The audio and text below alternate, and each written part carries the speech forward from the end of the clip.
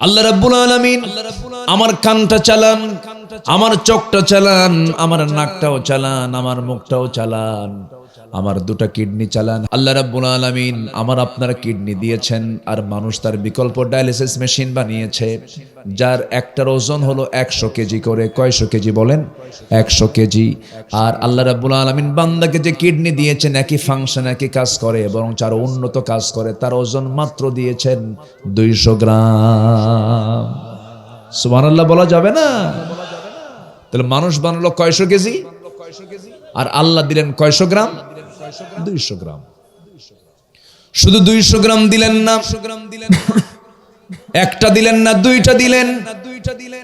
দুই পাশে দুইটা বৃক্ক, দুটা কিডনি দিলেন, আর বলছেন বান্দা হঠাৎ করে একটা যদি অকেজো হয়ে যায়, আর একটা কিডনি নিয়ে যদি তুই যেন চলতে পারিস দুনিয়াতে, এই জন্য আমি ডাবল করে দিলাম।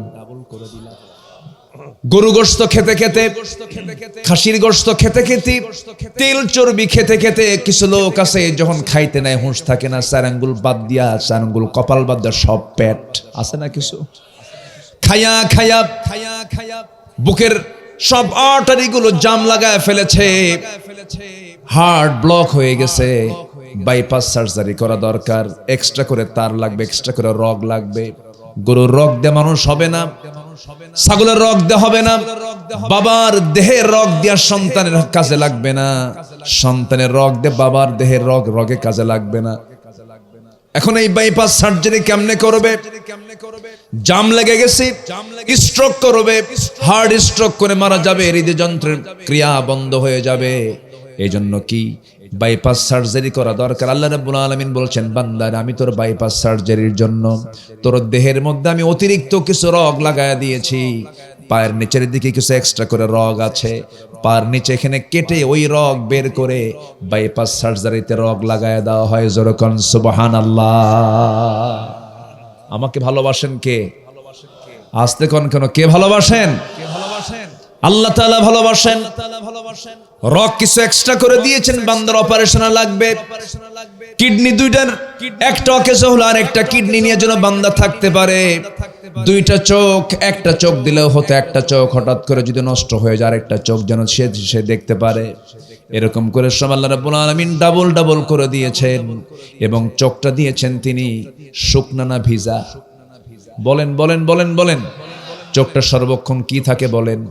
ভেজা থাকে। যতই আপনার শীতকাল থাকুক না কেন, যতই আপনার শুকনো পরিবেশ থাকুক না কেন, -20 হয়ে যাক না কেন, চোখের পানি কখনো বরফ হয় না। চোখের পানিকে আল্লাহ রাব্বুল আলামিন এমন জাতীয় পদার্থ করে, এমন জাতীয় কেমিক্যাল করে চোখের পানি বানিয়ে দিয়েছেন, হাজারো হাজারো আপনি মাইনাস পয়েন্ট আপনি থাকুন না কেন, চোখের পানি কখনো বরফ হবে না।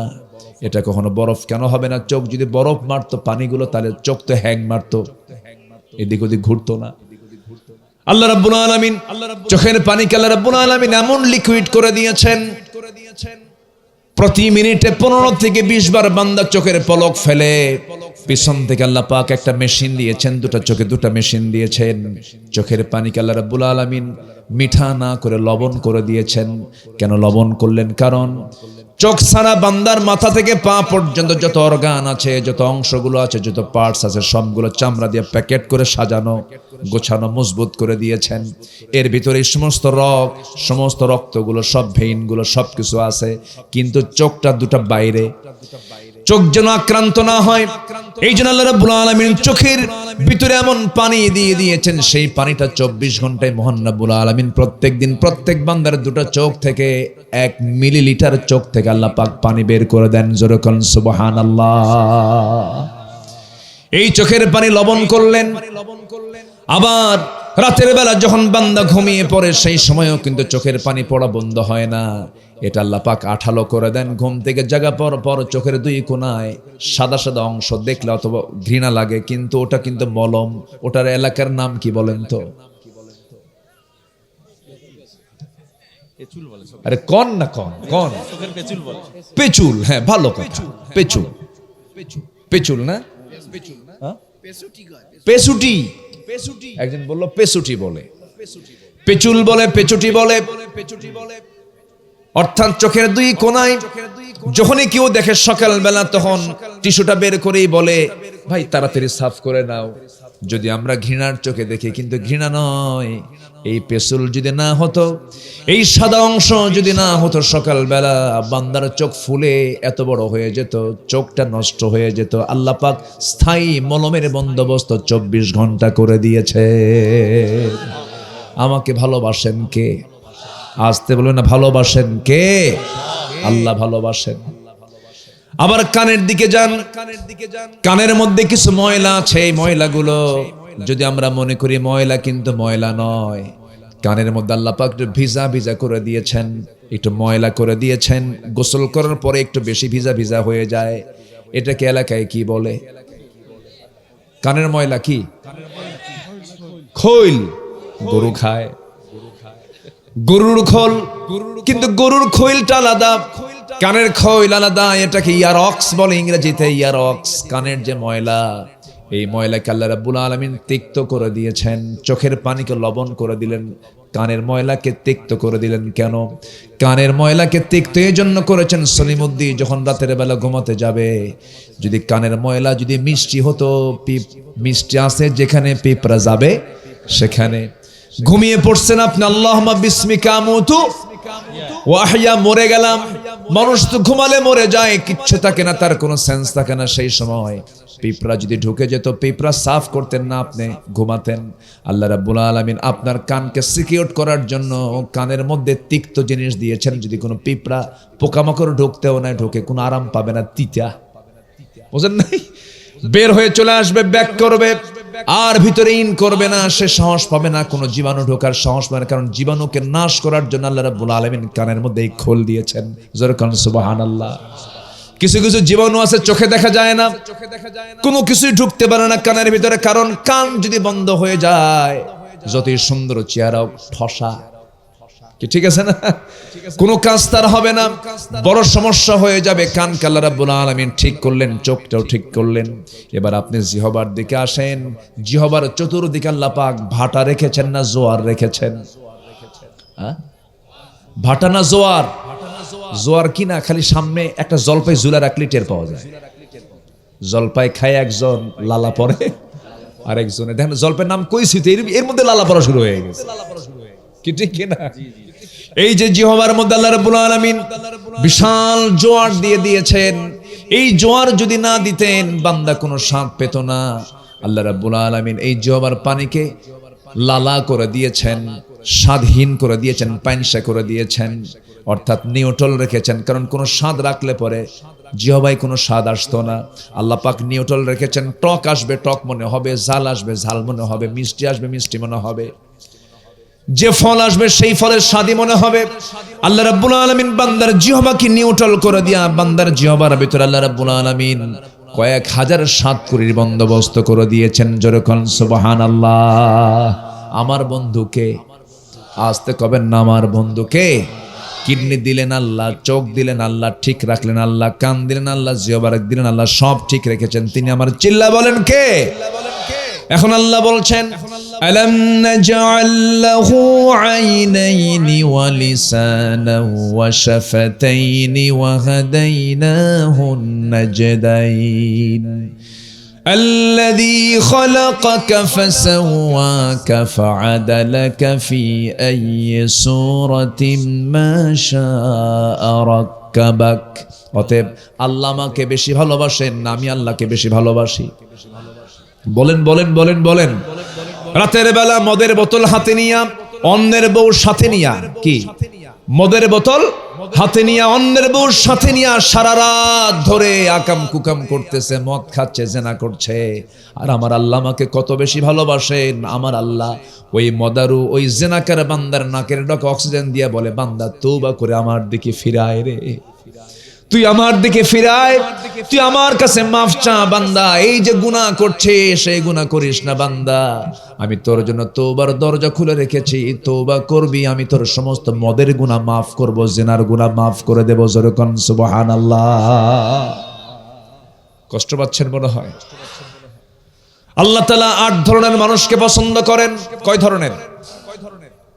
নুরু ওয়াজ কিন্তু কেবল শুরু, কি ঠিক আছে কি না? আল্লাহ তাআলা 8 ধরনের মানুষকে পছন্দ করেন, এর মধ্যে 1 নাম্বার কিন্তু বলে ফেললাম, যারা তওবা করবে। কি করবে বলেন? তওবা করবে যারা। আল্লাহ রাব্বুল আলামিন বলেন, التائبون العابدون الحامدون السائحون الراكعون الساجدون الآمرون بالمعروف والناهون عن المنكر والحافظون لحدود الله وبشر المؤمنين। জোরে বলুন আল্লাহু আকবার। আল্লাহর এক জায়গায় বলছেন, ইল্লা মান তাবা ওয়া আমানা ওয়া আমিলা সলিহা। জোরে বলুন আল্লাহু আকবার। আল্লাহর এক জায়গায় বলছেন, ইয়া আইয়ুহাল্লাযীনা আমানু তুবু ইলাল্লাহি তাওবাতান নাসুহা। জোরে বলুন আল্লাহু আকবার। আল্লাহ তাআলা ভালোবাসেন 8 শ্রেণীকে। কয় শ্রেণীকে বলেন? 8 শ্রেণীকে। এর মধ্যে 1 নাম্বার শ্রেণী হলো যারা তওবাকারী। মনে থাকবে তো? মনে থাকবে তো ইনশাআল্লাহ। 1 নাম্বার হলো যারা তওবাকারী।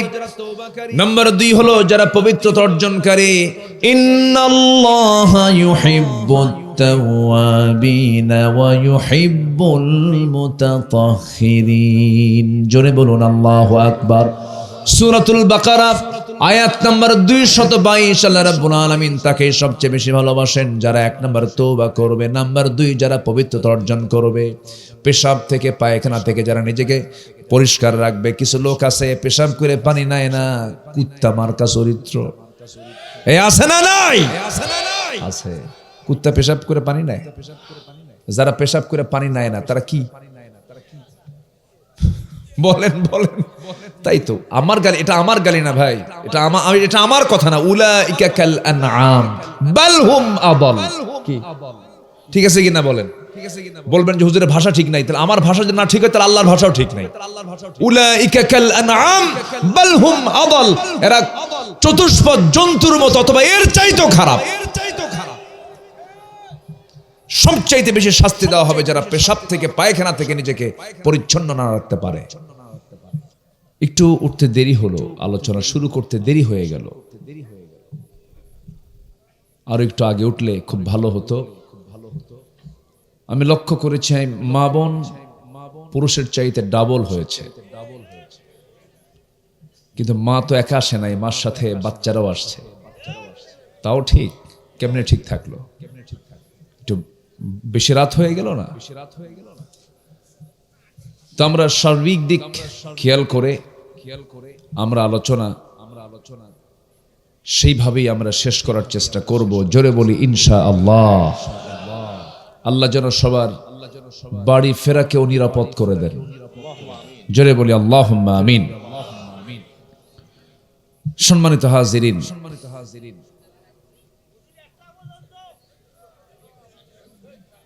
ঠিক আছে, থাকেন, বসেন, দেখা যাক ইনশাআল্লাহ। আমাকে সময় দেবেন তো নাকি? কারো কোনো সমস্যা নাই তো?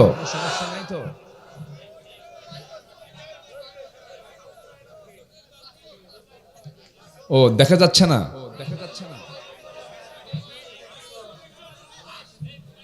এই লাইট বন্ধ করেন মোবাইলে।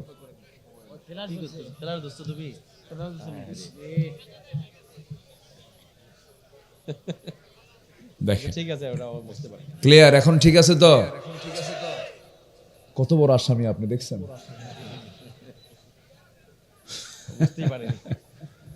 মানুষের চোখে লাগলে, মানুষের যদি কেউ কারো চোখে টর্চ মারে খুব ভালো লাগে না? রাগ উঠে, কষ্ট হয় চোখে। তো আমাদের আবার দেখেন কত লাইট মেরে রাখছে। হুজুরের চোখ কানা হয়ে যাক, সমস্যা নেই। আমরা কি করবো? আমরা পারি না তো। যাই হোক, আল্লাহ পাকের মেহেরবানি, আমি খুব সুন্দরভাবে তন্ময় চিত্তে আমি আমার স্নেহধন্য অনুজ, আমি হাফিজ বলি তাকে সম্বোধন করি। নিজেও সে হাফেজ। খুব সুন্দর দলিলে ভরা, আয়াত ছাড়া কোনো কথা নেই, সুন্দর আলোচনা তিনি উপস্থাপন করেছেন। আলহামদুলিল্লাহ বলেন। এলাকার তো জামাই, খুশি তো হওয়ার কথা। কন আলহামদুলিল্লাহ। না মেম্বার সাহেব নিয়ে আপনাদের কোনো ঝামেলা আছে নাকি? তো আলহামদুলিল্লাহ কন দেখে, জোরে বলি আলহামদুলিল্লাহ। সম্মানিত ভাইয়েরা, ডান পাশে যিনি বসে আছেন উস্তাদুল আসাতিদা, অসংখ্য আলেমের তিনি উস্তাদ। মানে একটা জনপদের তিনি উস্তাদ, উনি বসে আছেন ডান পাশে। আমি তো এলেম শূন্য মানুষ, আমাদেরকে ডাকে প্রধান করে রাখে, কিন্তু সে যোগ্যতা তো নাই। ওই যে ছোটবেলায় হাটে যেতাম বাবার সাথে, আগে মাপতো কিন্তু বাটখারা দিয়ে, ওই যে ওজন পাথর দিয়ে মাপতো। এটা কি বলে এলাকায়? ওই যে পাথর দিয়ে বাটখারা দিয়ে মাপতো, মানে দাড়ি পাল্লা দিয়ে। কি দিয়া? তো বাটখারা যেটা সবচেয়ে বেশি ওজনওয়ালা 10 কেজি, এটা নিচে থাকতো, এরপরে 5 কেজি, এরপরে 2 কেজি, এরপরে 1 কেজি, এরপরে 500 গ্রাম, এর উপরে 200 গ্রাম, 100 গ্রাম, 50 গ্রাম, তার উপরে সাজায় রাখতো 25 গ্রাম, তার উপরে 20 গ্রাম। আমি হলাম সেই 20 গ্রাম। বুঝলেন কি? ওজন নাই, সবচেয়ে কম একটা ওজন, এবং সবচেয়ে কম ওজনওয়ালা জেলাও কিন্তু একটা 20 গ্রাম। ঠিক আছে না? অনেক গ্রাম আছে না বাংলাদেশে? কিন্তু এখানে মাত্র 2500 আছে না? 2500 আছে কিনা বলেন? 2500 আছে, 22000 আছে, 2000ই আছে, কিন্তু 20 এই 20 খুব কমই আছে। তা আমি আপনাদের সঙ্গে মিলায়া বলে আমি সেই 20, ছোট্ট, কিন্তু মানুষ আমাকে উপরে রাখে, সেই এলেম তো নাই। কিছু কথা আমি বলতে চাচ্ছি, আল্লাহ যেন আমাকে বলার তৌফিক দান করেন। জোরে বলি আল্লাহুম্মা আমিন। পৃথিবীতে জ্ঞানের অহংকার যে দেখায়, পৃথিবীতে যে লোকটা জ্ঞানের অহংকার দেখায়, সে হচ্ছে বড় মূর্খ। আমার দেশে কিছু নাদান আছে, নাদান, কিছু আহলুল ইলমও আছে, এলেম আছে, ভালো স্বীকার করি, কিন্তু এমন কিছু কথা বলে মনে হয় মূর্খ এরকম করে বাজে কথা বলে না। আছে না নাই? আচ্ছা, বলে যে ও জানে কি, কো জানে কি, কোন এলেম আছে নাকি? ও তো গরু, ও তো ছাগল, তুই তো বলদ। জ্ঞানী কখনো এমন ভাবে কথা বলে না। যারা সচেতন হবে, জ্ঞানী হবে, তাদের ভিতর থেকে প্রকাশ পাবে নিজের অক্ষমতার, নিজের দুর্বলতার। সে ভাববে আমি দুর্বল, আমি তেমন কিছু জানি না, এটাই সে প্রকাশ করবে। জ্ঞানী সে নিজেকে বলবে না, মানুষ তাকে জ্ঞানী বলবে। ঠিক কিনা? কথাটা বলে ফেললাম, বলার দরকার আছে কিছু, আছে কিছু লোক আছে এরকম। সম্মানিত ভাইয়েরা, আল্লাহ পাক হাফিজুর রহমানের এলেমে আল্লাহ পাক আরো বারাকা দান করুন। সব তো জানাই আছে, 30 পারা কোরআন যারা মুখস্থ থাকে তার কিছু লাগে বলেন তো? এই যে 14 জন হাফেজ যে মাথায় দিলাম, দস্তারবন্দি দিলাম, বলেন তো এর চাইতে বড় অর্জন পৃথিবীতে আছে? আপনি কি নিবেন? আপনি কি অর্জন করবেন? আপনি বলেন। একাডেমি কি বলে, 21 পদক, স্বাধীনতা পদক, তারপরে নোবেল পুরস্কার, অস্কার পুরস্কার, কত পুরস্কার পৃথিবীতে আছে। কোরআন হাতে নিয়েছে, 30 পারা কোরআন সিনার মধ্যে তুলেছে, পাগড়ি দেওয়া হয়েছে, এর চাইতে বড় পুরস্কার পৃথিবীতে নাই। অনেক বড় অর্জন এটা। আল্লাহর কালাম মুখস্থ করা, সিনার মধ্যে কোরআন তোলা। এই লোকটাকে আল্লাহ জাহান্নাম দেবে কেমনে বলেন তো? কোরআনকে আল্লাহ পাক জাহান্নামে পুড়াবেন কেমনে? কত সম্মান তাদের, তাদের সিনাকে আল্লাহ পাক কোরআন মুখস্থ করার জন্য বানিয়ে দিয়েছে। আমার নবীর কাছে যখন কোরআন নাযিল শুরু হলো, প্রথম দিকে আমার নবী তাড়াহুড়ো করছিলেন, তাড়াহুড়ো করে মুখস্থ করার জন্য চেষ্টা করছিলেন। আল্লাহ রাব্বুল আলামিন বলেন, লা তুহাররিক বিহি লিসানাকা লিতাআজালা বিহি। হে রাসূল, আপনি মুখস্থ রাখার জন্য তাড়াহুড়ো করবেন না, আপনার জিহ্বা ওড়াবেন না, আমি আল্লাহ নিজে আপনার সিনার মধ্যে কোরআনটাকে জমা করে দেব।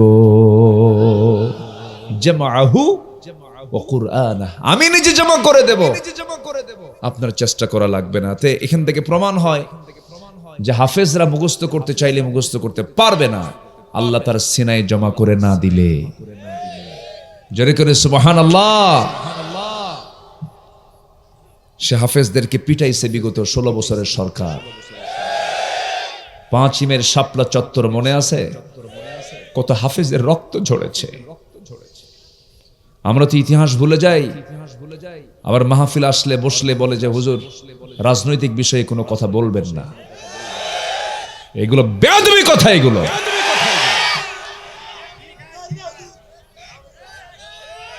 ঠিক কিনা? আমার দিকে তাকান, বলি আমি, শোনেন। হোন্ডায় আপনি গেছেন হলো উলিপুর শহরে যাবেন, হঠাৎ করে রোড অ্যাক্সিডেন্ট, আপনার হাতটা ভেঙে গেছে। যেখানে ভাঙছে ডাক্তারকে গিয়ে যদি বলেন ডাক্তার আমার সব জায়গায় হাত দেন, কিন্তু ভাঙ্গা হাড়ে হাত দিবেন না, রোগী সারবে? আজ থেকে রোগী সারবে? রোগীর হাড় সারার জন্য যেটা ভাঙছে ওটা আরো ভাঙ্গা শক্ত করে ধরে এটা টেনে সোজা করে দিতে হবে, তাহলেই তো হাত সারবে। ঠিক কিনা? রোগী যদি বলে ওই জায়গায় হাত দিবেন না, আজকে সমাজের সব জায়গায় পচন ধরেছে, সবচেয়ে বড় পচন তো ওই জায়গায় ধরছে। তো ওই জায়গায় কি করা দরকার, তার সমাধান কোরআনে আছে না নাই? বিগত 16 বছর আমাদেরকে বলেছে ডান পাশে বাম পাশে এরকম কিছু মোসাড়ু 2.5 ইঞ্চি মোটা হাইব্রিড জাতের নেতারা বসে থাকতো।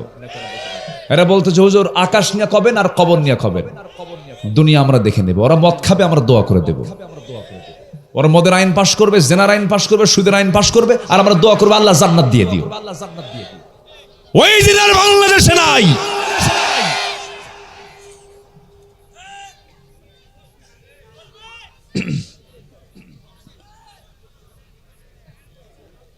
রাগ করতেছেন নাকি? রাগ করলেও কোনো যায় আসে না। আচ্ছা, কোরআনে কোনো কিছু বাদ আছে? আমি তো কাউকে গালি দেব না। কোরআন যাকে গালি দেবে আমি তাকে গালি দেব।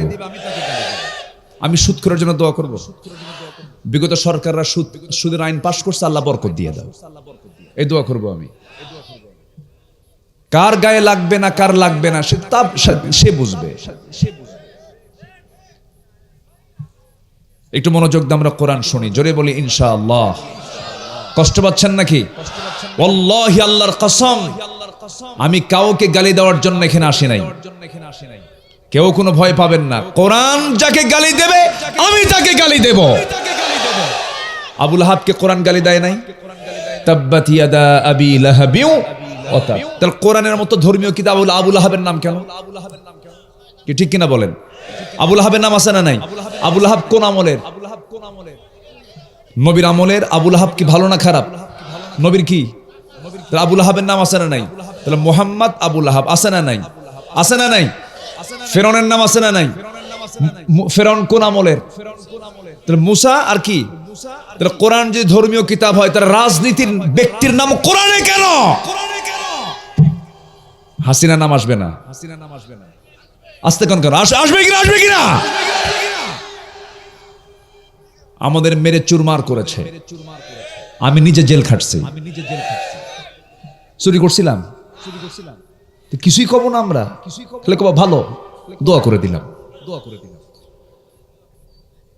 ওরা রাষ্ট্র চালাবে আর আমরা নামাজ পড়ব।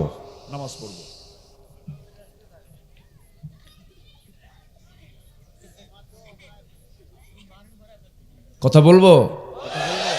কষ্ট পাচ্ছেন না তো? কষ্ট পেলেও তো কিচ্ছু যায় আসে না। শোনেন, জুমার দিনে কিছু মুসল্লি যায় 1:29:29 সবার শেষে যায় কয় হুজুর টাইম শেষ, নামাজ শুরু করে। পিটাইয়া সোজা করা দরকার বেয়াদবগুলোকে, ঠিক কি না? পিটাইয়া সোজা করা দরকার। কথা কি বলতে হবে? ডাক্তারকে ডাক্তার নাসিহা করবে, উস্তাদ যদি আমাকে বলেন শুনবো। ডাক্তার ডাক্তারকে বোঝাতে পারে, ইঞ্জিনিয়ার ইঞ্জিনিয়ারকে বোঝাতে পারে, ঠিক কিনা বলেন? কিন্তু হাঁসকে যদি মোরগের সাঁতার শিখান তাহলে তো বেকায়দা। মোরগ কি সাঁতার পারে? হাঁস কি শিখাচ্ছে কি মোরগের সাঁতার? ও কি বাঁচবে না ডুববে? এজন্য আমাদের সচেতন হতে হবে, আমরা হক নিয়ে থাকবো। জোরে বলি ইনশাআল্লাহ। আমরা কি নিয়ে থাকবো? হক নিয়ে থাকবো। আবু জেহেল এই প্রস্তাব দিয়েছিল, মুহাম্মদ শোনো, খামাখা গন্ডগোল করো না, আমার মদের কারবার আছে, সুদের কারবারও আছে, বউ ছাড়া আরো মহিলা আছে, আমি এগুলো ছাড়া থাকবো না। তুমি আমার লাত মানত ওজ্জার বৈধতা দিয়ে দাও, আমি তোমার আল্লাহর বৈধতা দিয়ে দিই, দুটাই থাকুক, দুটো নিয়েই থাকি। দেখছেন আবু জেহেলের প্রস্তাব, দেখছেন কি আপনারা? সেম বলেন তো, এদের সাথে ওদের মধ্যে কোনো তফাৎ আছে? মসজিদে নামাজ পড়বা, হোটেলে গিয়ে মদও খাবা, নারী নিয়ে রাত্রে শুয়েও থাকবা। ওই নেতৃত্বের মুখে আমরা জুতা মারি যারা জনগণের সামনে মাথায় টুপি লাগায়, হাতে তসবিহ নিয়ে রাতের বেলা মদের বোতল নিয়ে শুয়ে থাকে। ওই সমস্ত নেতৃত্বের মুখে আমরা জুতা মারি, থুতু মারি।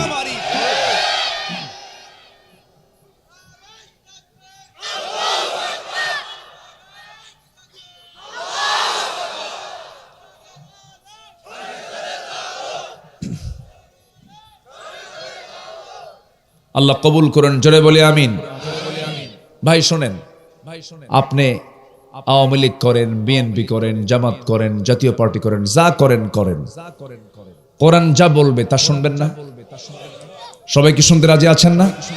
একটা আয়াতের আপনি ব্যাখ্যা দেন তো। আল্লাহ পাক বলতেছেন এখানে, আমি যাদেরকে রাষ্ট্রীয় ক্ষমতা দেব, আল্লাহর হুকুম, এটা আল্লাহর হুকুম। সূরা হজ আয়াত নাম্বার 41। সবাই নোট করে নেবেন, আমার ওয়াজ না কিন্তু। সূরা হজ আয়াত নাম্বার 41। আল্লাহ কি বলেন দেখেন। আল্লাহ রাব্বুল আলামিন বলেন, আল্লাযীনা ইম্মাক্কান্নাহুম ফিল আরদি আকামুস সালাহ ওয়া আতাফুস যাকাহ ওয়া আমারু বিল মা'রুফি ওয়া নাহাউ আনিল মুনকার ওয়ালিল্লাহি আকিবাতুল উমুর। জোরে বলুন আল্লাহু আকবার।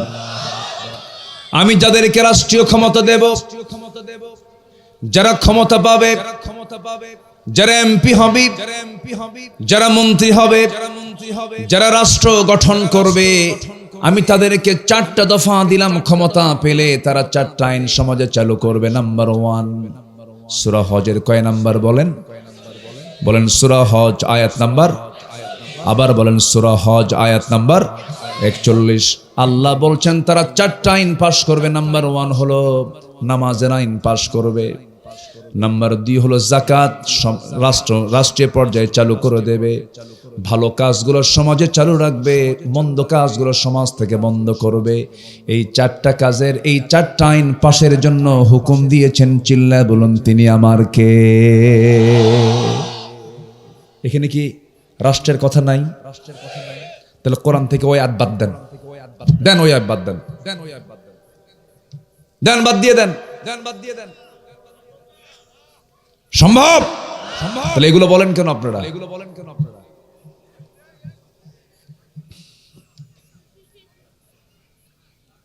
অন্য ধর্মের মতো ইসলাম না, ইসলাম পরিপূর্ণ জীবন বিধান, ঠিক কিনা? ইসলামের মধ্যে সব আছে না নাই? সব আছে না নাই? সব আছে।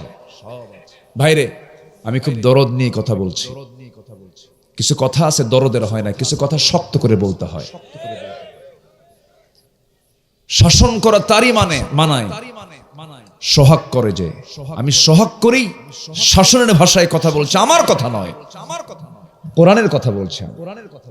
বলেন এখানে আলেম, বড় আলেম বসে আছেন, বলেন আমি কি আয়াতটা ভুল বললাম? আছে না নাই বলেন তো? আছে। আসেন, আমি একটু উত্তর দিলাম তো, আমাকে পরামর্শ দিলে আমার তো উত্তর দিতে হবে। তো উত্তর দেওয়ার দরকার আছে না নাই বলেন তো? আছে। রাজনৈতিক নেতৃবৃন্দ তাদের রাজনৈতিক পরিচয় দিয়ে মঞ্চে এসে, মাহফিলে এসে এ পর্যায়ে বক্তব্য রাখছেন অমুক দলের অমুক নেতা। উনি ওনার রাজনৈতিক বক্তব্য মাহফিলে করে, আর আমরা কিছু করতে পারবো না। দুঃখজনক বিষয় এগুলো।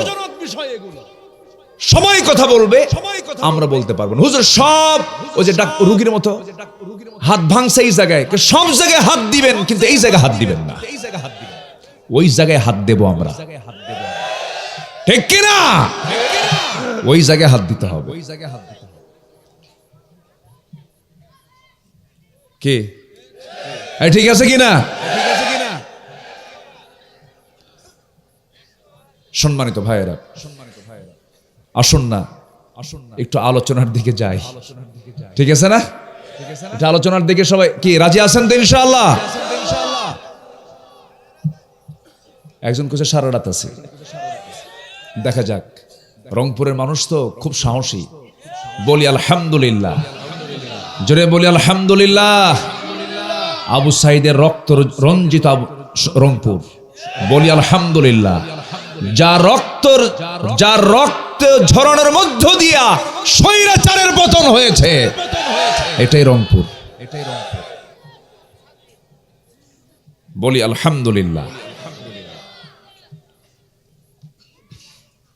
আমারে 2018 সালে মাহফিল করে ওয়াজ কইরা মানুষ বেনামাজি নামাজের কথা বলি, ভাই নামাজ পড়েন, মিথ্যা কথা কইয়েন না, এগুলা আমাদেরকে এটা খারাপ কাজ বলেন? মাহফিলে বাড়িতে যা শুয়ে পড়ছি, রাত 3টার দিকে পুলিশ ডাক দেখে, হুজুর ওঠেন, ওসি সব চার দাওয়াত দিছে, রাত 3টার দিকে চা খাওয়ার দাওয়াত, ধরে নিয়ে চলে গেল। এখন আমার দিকে তাকায় বলে, হুজুর বদদোয়া দিয়েন না। কেন? হুজুর যদি বদদোয়া দেন মরে যাবো, একদম শেষ হয়ে যাব। ধরার নিয়ত নাই, কিন্তু চাপ যে খুব, কি করব? চাকরি বাঁচান তো ফরজ, আমি বললাম ইমান বাঁচান তো নফল। হ্যান্ডকাফ লাগায়া দিল কোর্টে চালান দিয়া। কোর্টে গেলাম, কোর্টের যে জাজ চেয়ারে বসে আমার দেখে মারছে জিব্বায় কামড়। হুজুরে ধরলো কে? হুজুর তো আমি চিনি, হুজুরের ভক্ত আমি। মামলার ধারার দিকে তাকায় দেখে যে এমন ধারা, জামিন দিলি চাকরি নেই।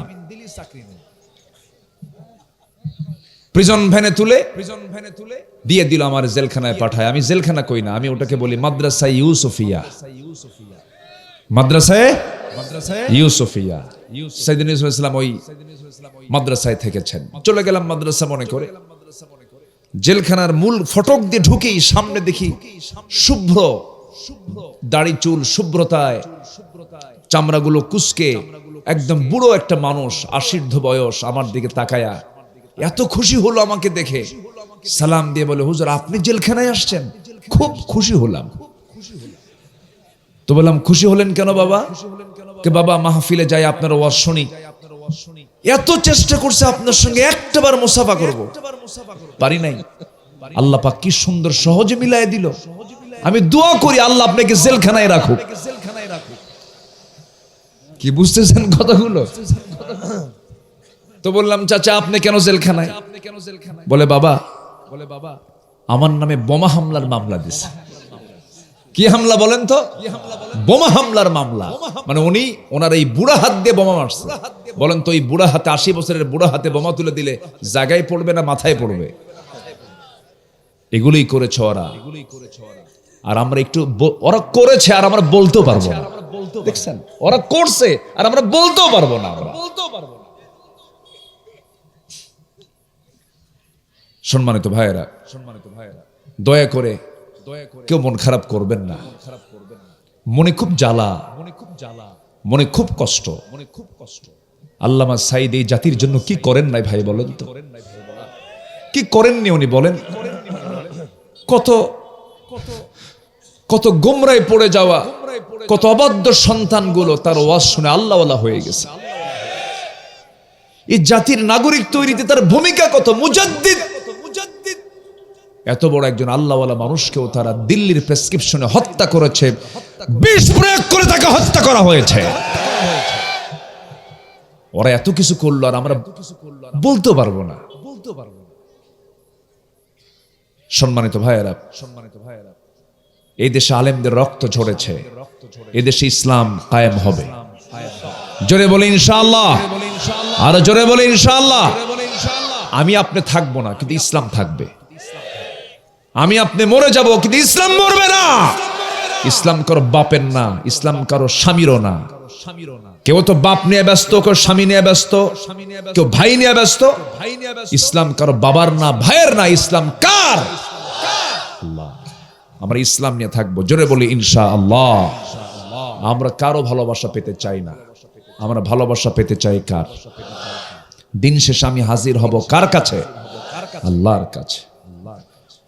এতক্ষণ ধরে যে কথাগুলো বললাম, দয়া করে কেউ কষ্ট মনে নেবেন না। কষ্ট মনে নিলে আমি বুঝবো যে আপনি ভুল বুঝতেছেন। ভুল বোঝা যাবে না। যে ব্যক্তি বলবে ইসলামে রাজনীতি নাই সে কাফের। আমি যে বলবে ইসলামে রাষ্ট্রনীতি নাই তার ঈমান নাই, ঠিক কি না? এই জন্য এই জিনিসটা ক্লিয়ার করলাম। আমি কাউকে কটাক্ষ করে আমি কথা বলছি না, একটু মনোযোগ দিয়ে কথাগুলো শুনবেন। তাহলে আমার দিন শেষে বন্ধুকে বলেন তো আল্লাহ। আমার বন্ধুকে বলেন, বন্ধুকে আল্লাহ। আমার বন্ধু কেন আল্লাহ? একটু কান লাগাবেন। আল্লাহ রাব্বুল আলামিন আমার কানটা চালান, আমার চোখটা চালান, আমার নাকটাও চালান, আমার মুখটাও চালান, আমার দুটা কিডনি চালান। হাফিজ ভাই মালয়েশিয়াতে আমার এক বন্ধু কোটি কোটি টাকার মালিক। বেড়াতে গেলাম মালয়েশিয়ায়, সফর ছিল, প্রোগ্রাম ছিল। ওই বন্ধুটার নাম মমিন। আমি তার হাতে চেপে ধরলাম। হাত চেপে ধরার সঙ্গে সঙ্গে দেখি এখানে একটা মেশিন লাগানো। বললাম ভাই আপনার হাতে মেশিন লাগানো কেন, কি হয়েছে? চোখে পানি আসলো আর বলল ভাইজান শত শত কোটি টাকার মালিক আল্লাহ পাক আমাকে বানিয়েছেন, কিন্তু আমার সব থাকলেও আমার আসল জিনিসটা নাই। কি নাই? দুটো কিডনি নাই। দুই কিডনি আমার নষ্ট হয়ে গেছে। বললাম কেমনে নষ্ট হলো? বলতেছেন আমার ডায়াবেটিস ছিল, দুটো কিডনি ড্যামেজ হয়েছে, সপ্তাহে 3 থেকে 4 দিন হসপিটালে যাই, ডায়ালিসিস করতে হয়। যেই কাজটা কিডনির, সেই কাজটা সে আর করতে পারে না, তার কিডনি অচল। হসপিটালে গিয়ে মানুষের তৈরি করা ডায়ালিসিস মেশিন দিয়ে তার রক্তগুলোকে ছাঁকতে হয়, ডায়ালিসিস করতে হয়, ফাটাতে হয়। রক্ত না ফাটালে পরে মানুষ মারা যাবে। যে কাজটা কিডনি করে সেই কাজটা ডায়ালিসিস মেশিনে করা হয়। আল্লাহ রাব্বুল আলামিন আমার আপনার কিডনি দিয়েছেন, আর মানুষ তার বিকল্প ডায়ালিসিস মেশিন বানিয়েছে, যার একটার ওজন হলো 100 কেজি করে। কয়শো কেজি বলেন? 100 কেজি।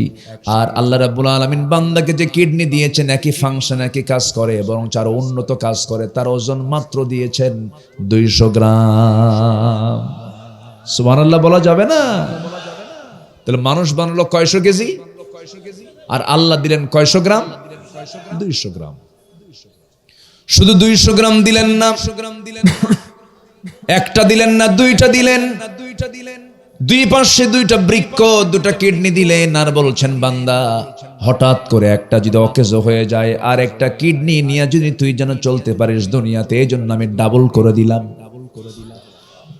গরু গোশত খেতে খেতে, খাসির গোশত খেতে খেতে, তেল চর্বি খেতে খেতে, কিছু লোক আছে যখন খাইতে নেয় হুঁশ থাকে না, 4 আঙ্গুল বাদ দিয়া, 4 আঙ্গুল কপাল বাদ দিয়া সব পেট আছে না, কিছু খায়া খায়া বুকের সব আর্টারি গুলো জাম লাগায় ফেলেছে, হার্ট ব্লক হয়ে গেছে, বাইপাস সার্জারি করা দরকার, এক্সট্রা করে তার লাগবে, এক্সট্রা করে রগ লাগবে।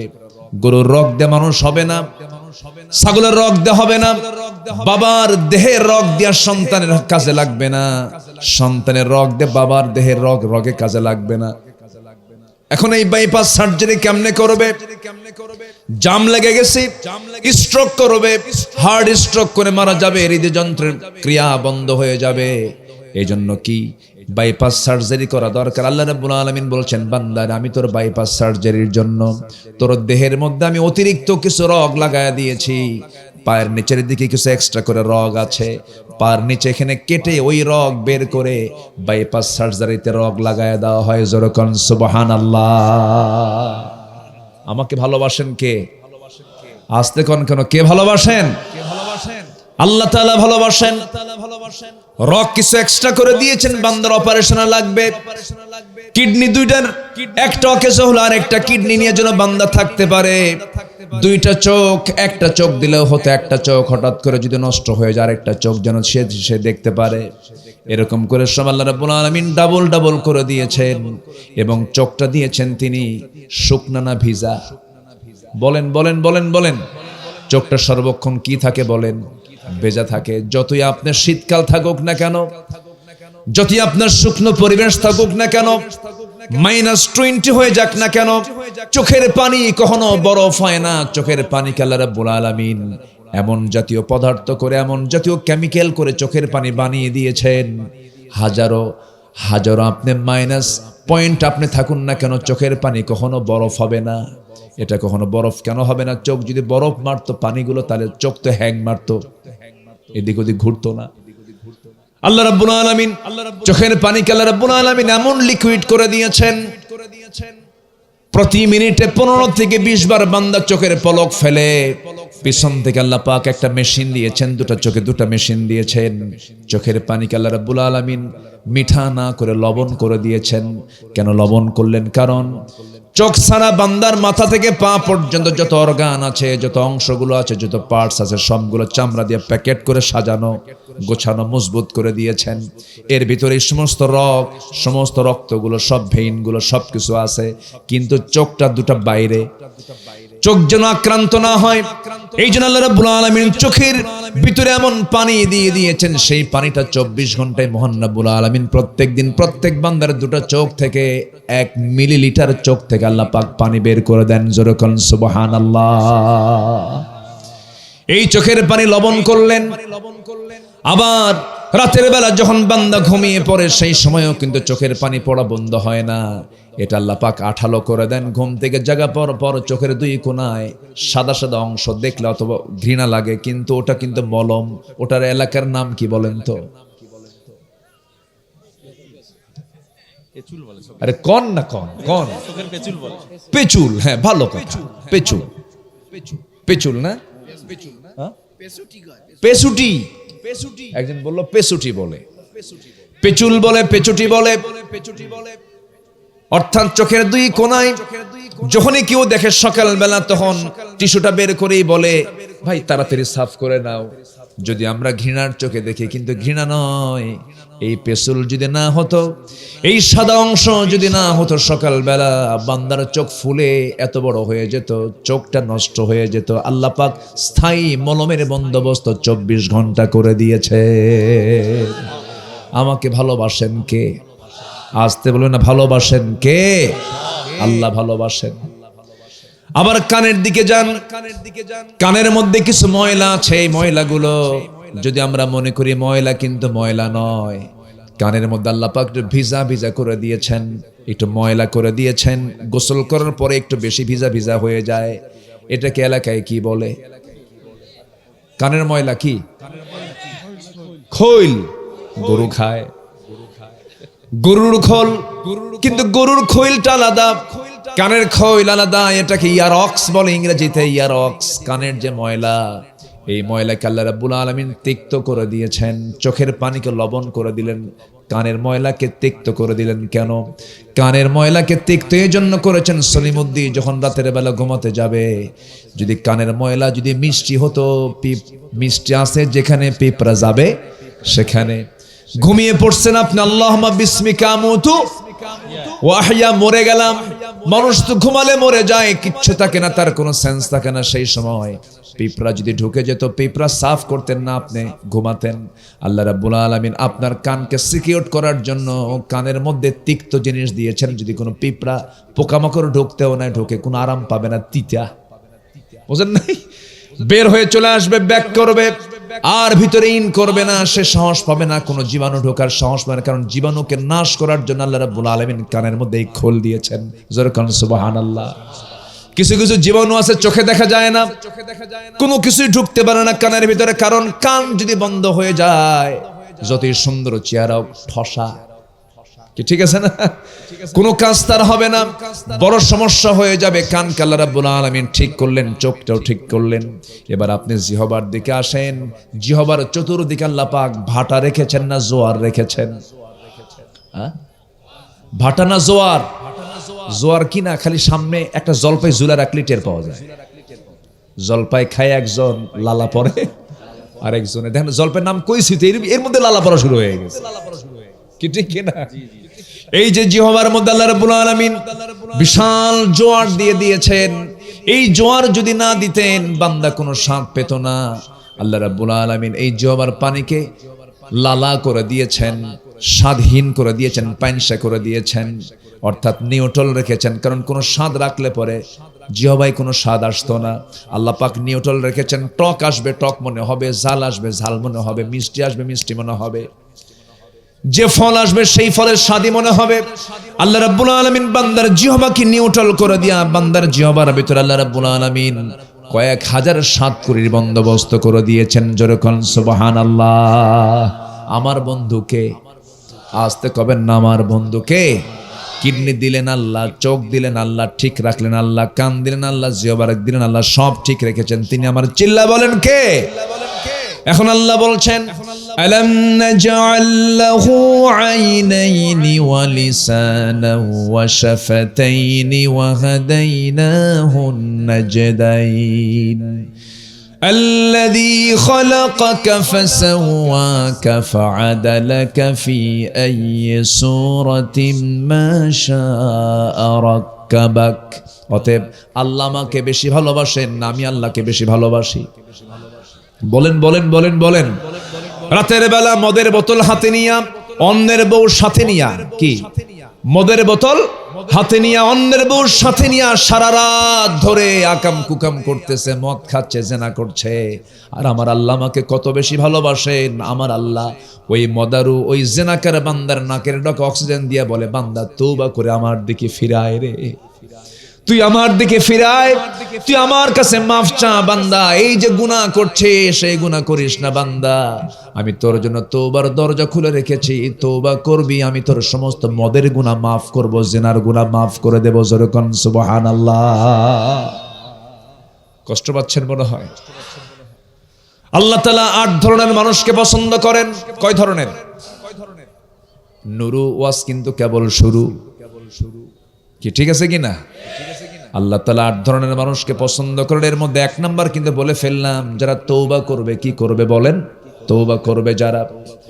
আল্লাহ রাব্বুল আলামিন বলেন আত-তাইবুনাল আবিদুনাল হামিদুনাস সাইহুনার রাকিউনাস সাজিদুনাল আমিরুনা বিল মা'রুফ والناهون عن المنكر والحافظون لحدود الله وبشر المؤمنين। জোরে বলুন আল্লাহু আকবার।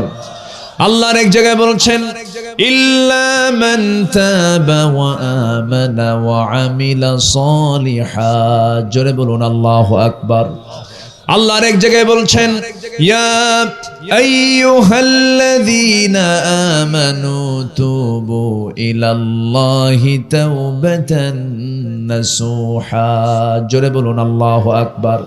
আল্লাহ তাআলা ভালোবাসেন 8 শ্রেণীকে। কয় শ্রেণীকে বলেন? 8 শ্রেণীকে। এর মধ্যে 1 নম্বর শ্রেণী হলো যারা তওবাকারী। মনে থাকবে তো? মনে থাকবে তো ইনশাআল্লাহ। 1 নম্বর হলো যারা তওবাকারী, নম্বর 2 হলো যারা পবিত্রতা অর্জনকারী। ইন্নাল্লাহা ইউহিব্বুত তাওয়াবিনা ওয়া ইউহিব্বুল মুতাতাহহিরিন। জোরে বলুন আল্লাহু আকবার। সূরাতুল বাকারা আয়াত নাম্বার 222 আল্লাহ রাব্বুল আলামিন তাকে সবচেয়ে বেশি ভালোবাসেন যারা 1 নাম্বার তওবা করবে, নাম্বার 2 যারা পবিত্রতা অর্জন করবে, পেশাব থেকে পায়খানা থেকে যারা নিজেকে পরিষ্কার রাখবে। কিছু লোক আছে পেশাব করে পানি নেয় না, কুত্তা মার্কা চরিত্র। এই আছে না নাই? আছে। কুত্তা পেশাব করে পানি নেয়। যারা পেশাব করে পানি নেয় না তারা কি বলেন বলেন? তাই তো আমার গালি, এটা আমার গালি না ভাই, এটা আমার কথা না। উলাইকা কাল আনআম বাল হুম আদাল। কি ঠিক আছে কিনা বলেন? বলবেন যে হুজুরের ভাষা ঠিক নাই, তাহলে আমার ভাষা যদি না ঠিক হয় তাহলে আল্লাহর ভাষাও ঠিক নাই। উলাইকা কাল আনআম বাল হুম আদাল। এরা চতুষ্পদ জন্তুর মতো অথবা এর চাইতেও খারাপ। সবচাইতে বেশি শাস্তি দেওয়া হবে যারা পেশাব থেকে পায়খানা থেকে নিজেকে পরিচ্ছন্ন না রাখতে পারে। গোসল ফরজ, গোসল করে না। আছে না এরকম? আছে না এরকম কিছু খাইস্টা মার্কা লোক? আছে না নাই বলেন তো? এগুলো কথা কি বলার দরকার আছে? আছে কিনা বলেন? গোসল করে না। গোসল ফরজ, গোসল আপনাকে করতে হবে। ওযু করা ফরজ, ওযু আপনাকে করতে হবে। আগে নামাজ না আগে পাক? আগে বলেন বলেন বলেন, আগে নামাজ না আগে পাক? পাক। মালাকুল মউত কখন আসবে আমার আপনার কাছে কেউ বলতে পারবো? তো শীত হয়ে যে শুয়ে থাকেন গোসল ফরজ হওয়ার পর শীত হয়ে শুয়ে থাকেন কেন? মালাকুল মউত কখন আসবে কেউ বলতে পারবো আমরা? এজন্য আল্লাহ পাক বলছেন আমি পবিত্রতা অর্জনকারীকে খুব ভালোবাসি। জোরে কোন সুবহানাল্লাহ। আমার পবিত্র থাকবো। অনেক মেয়েদের মধ্যে এই স্বভাবটা বেশি, এরা গোসল করতেই যায় না। কথাগুলো একটু খোলামেলা বলা দরকার, তো বলার দরকার আছে না নাই? মেন্স শুরু হয় এখন। শোনেন, এখন যুবকরা, এখন কেউ আর অজানা না। আপনি আমি যা জানি ওই 10 বছরের বাচ্চা তার চেয়ে বেশি জানে। বুঝলেন? ভাইবেন না যে ওরা কিছু বোঝে না, ওরা আমার চাইতে বেশি বোঝে। মেয়েদের যে ন্যাচারাল যে প্রবলেমটা আল্লাহ পাক এটা বরকত দিয়েছেন, এটা বরকত। এটা না হলে তো বাচ্চা কাচ্চা হবে না। যে ঋতুস্রাবটা দিয়েছেন, ইয়াসআলুনাকা আনিল মাহিদ কুল হুয়া আযান ফা'তাজিলুন নিসা, আছে না নাই? এই আয়াতই তো, ইয়াসআলুনাকা আনিল মাহিদ কুল হুয়া আযান ফা'তাজিলুন নিসা ফিল মাহিদ ওয়ালা তাকরাবুহুন্না হাত্তা ইয়াতহুরনা। মিনিমাম 3 দিন থাকবে তাদের এই ঋতুস্রাব মেয়াদ, 3 দিন, বড় জোর 7 দিন, কেউ কেউ বলেছেন 10 দিন, কিন্তু তারা ঠেলে নিয়ে যায় 20 দিন, পারলে 1 মাস ঠেকায় দেয়। নামাজ পড়তাম না। কি কথা কি বুঝতেছেন কিনা? বুঝতেছেন কিনা বলেন? আমার মায়েরা কি মাহফিলে আছে? হ্যাঁ, মায়েরা শোনেন, ঠেকায় দিয়েন না। ঠেকায় দিয়ে আল্লাহ আপনাকে জাহান্নাম ঠেকায় দিবে একেবারে। এগুলো করবেন না। আল্লাহ পাক আপনাকে সুযোগ দিয়েছেন নামাজ না পড়ার, পড়বেন না, ঠিক আছে, কিন্তু ওই মেয়াদে পড়বেন না। এর উপরে বেশি হলে এটা রোগ হবে। এটা কি ইস্তেহাজা, রোগ। ওই রোগ বুঝে আপনাকে রোগ মনে করে ওযু করে আপনাকে নামাজ পড়তে হবে। নামাজ ছেড়ে দেওয়া যাবে না। নামাজের গুরুত্ব অনেক। পবিত্রতা অর্জন করব আমরা। নাম্বার 3 হলো আল্লাহ কাকে ভালোবাসেন, কান লাগায়া শুনবেন। ইন্নাল্লাহা ইউহিব্বুল্লাযীনা ইউকাতিলুনা ফি সাবিলিহি সাফফান কাআন্নাহুম বুনয়ানুম মারসুস। জোরে বলুন আল্লাহু আকবার। সূরা সফ আয়াত নাম্বার 4। আল্লাহ পাক এখানে মাহদুদ বললেন না, মারসুস বলেছেন। এখানে আলেম ওলামা আছেন। রসাস একটা হলো পদার্থ, আবার হাদিদ একটা পদার্থ। একটা হলো সীসা, আরেকটা হলো লোহা। আল্লাহ রাব্বুল আলামিন লোহা দিয়ে উদাহরণ দিতে পারতেন, কিন্তু লোহা হলো এমন একটা ধাতু, এক কোণায় তাপ লাগলে অন্য কোণায় ঠান্ডা থেকে যায়। কিন্তু সীসাটা এমন একটা পদার্থ যার এক প্রান্তে আগুন লাগলে পর সকল জায়গায় সমান তাপ হয়ে যায়। অর্থাৎ মুসলমানদের একটা, মুসলিম জাতির একটা ব্যক্তিকে যদি কেউ অ্যাটাক করে, গোটা মুসলিম জাতির দায়িত্ব এই মাজলুমের পক্ষে সবাই জেগে ওঠা, তার বিরুদ্ধে প্রতিবাদ করা, ঠিক কিনা? কান্নাহুম বুনিয়ানুম মারসুস, সীসা ঢালা প্রাচীরের মতো যারা সংগ্রাম করবে, আল্লাহ রাব্বুল আলামিন তাদেরকে দারুণ ভালোবাসেন। চিন্তা করে দেখুন, সাইদকে রক্তাক্ত করা হলো, দেশের প্রজন্মরা কেমনে সব খেপে গেল। আল্লাহু আকবার বলেন। আমি ভাবছিলাম আমার দেশের প্রজন্মদের প্রতি আমি এত খুশি, আমি এত আশাবাদী, আমি প্রচন্ড আশা রাখি। শরীফ ওসমান হাদি, 32 বছরের ফুটন্ত গোলাপ, ধূমকেতু, মুকুঠির এক সম্রাটের নাম, মানুষের মনোরাজ্যের এক মুকুটহীন রাজার নাম। আল্লাহু আকবার বলেন। মানুষের প্রত্যেকটা হৃদয়ে সে স্থান করে নিয়েছে। তাকে ভালোবাসে না এমন কোন একটা লোক বাংলাদেশে নাই এখন আর। ওসমান হাদি জীবনটা দিল কেন জানেন? এর মূল কারণ হলো সে দেশকে খুব ভালোবাসে, ইসলামকে ভালোবাসে, মানবতাকে ভালোবাসে, এবং সে আমাকে, অন্তত আমি যেটা বিশ্বাস করি, আমি তার থেকে একটা শিক্ষা পেয়েছে। সেটা হলো হাদি জাতিকে শিখিয়েছে শত্রু আগে চিহ্নিত করো। শত্রু সে চিনিয়ে গিয়েছে দুনিয়া থেকে। আধিপত্যবাদ আমার দেশে কায়েম হতে দেব না। সোজা কথা। কষ্ট পাচ্ছেন নাকি আপনারা? আমরা তাওয়াক্কুল করব কার উপরে? নাম্বার 4, আল্লাহ পাক তাকে ভালোবাসেন যারা আল্লাহর প্রতি ভরসা করে। আল্লাহর প্রতি কি করে? ভরসা করে। যদি কোনো বান্দার ভরসা যদি 100% হতো, আল্লাহ রাব্বুল আলামিন ওই বান্দাকে পাখির মতো রিজিক দিতেন। কিসের মতো রিজিক দিতেন বলেন? পাখির মতো। বলেন তো কোনো পাখি কি না খায় থাকে নাকি? কোনো পাখি কিন্তু না খেয়ে থাকে না। এবং তার যে থাকার জায়গা, তার থাকার জায়গা বেশি উন্নত না আমাদের বাড়ি বেশি উন্নত? হ্যাঁ, আমাদের বাড়ি উন্নত না পাখির বাসা উন্নত? আপনার বাড়িতে প্লেন আসে? আপনার বাড়িতে প্লেন ফ্লাই হয় কি ল্যান্ডিং হয়? পাখির বাসায় ল্যান্ডিং হয় না? আপনি যদি আপনার বাসায় যদি প্লেনটাকে যদি ল্যান্ডিং করতে চান পারবেন না।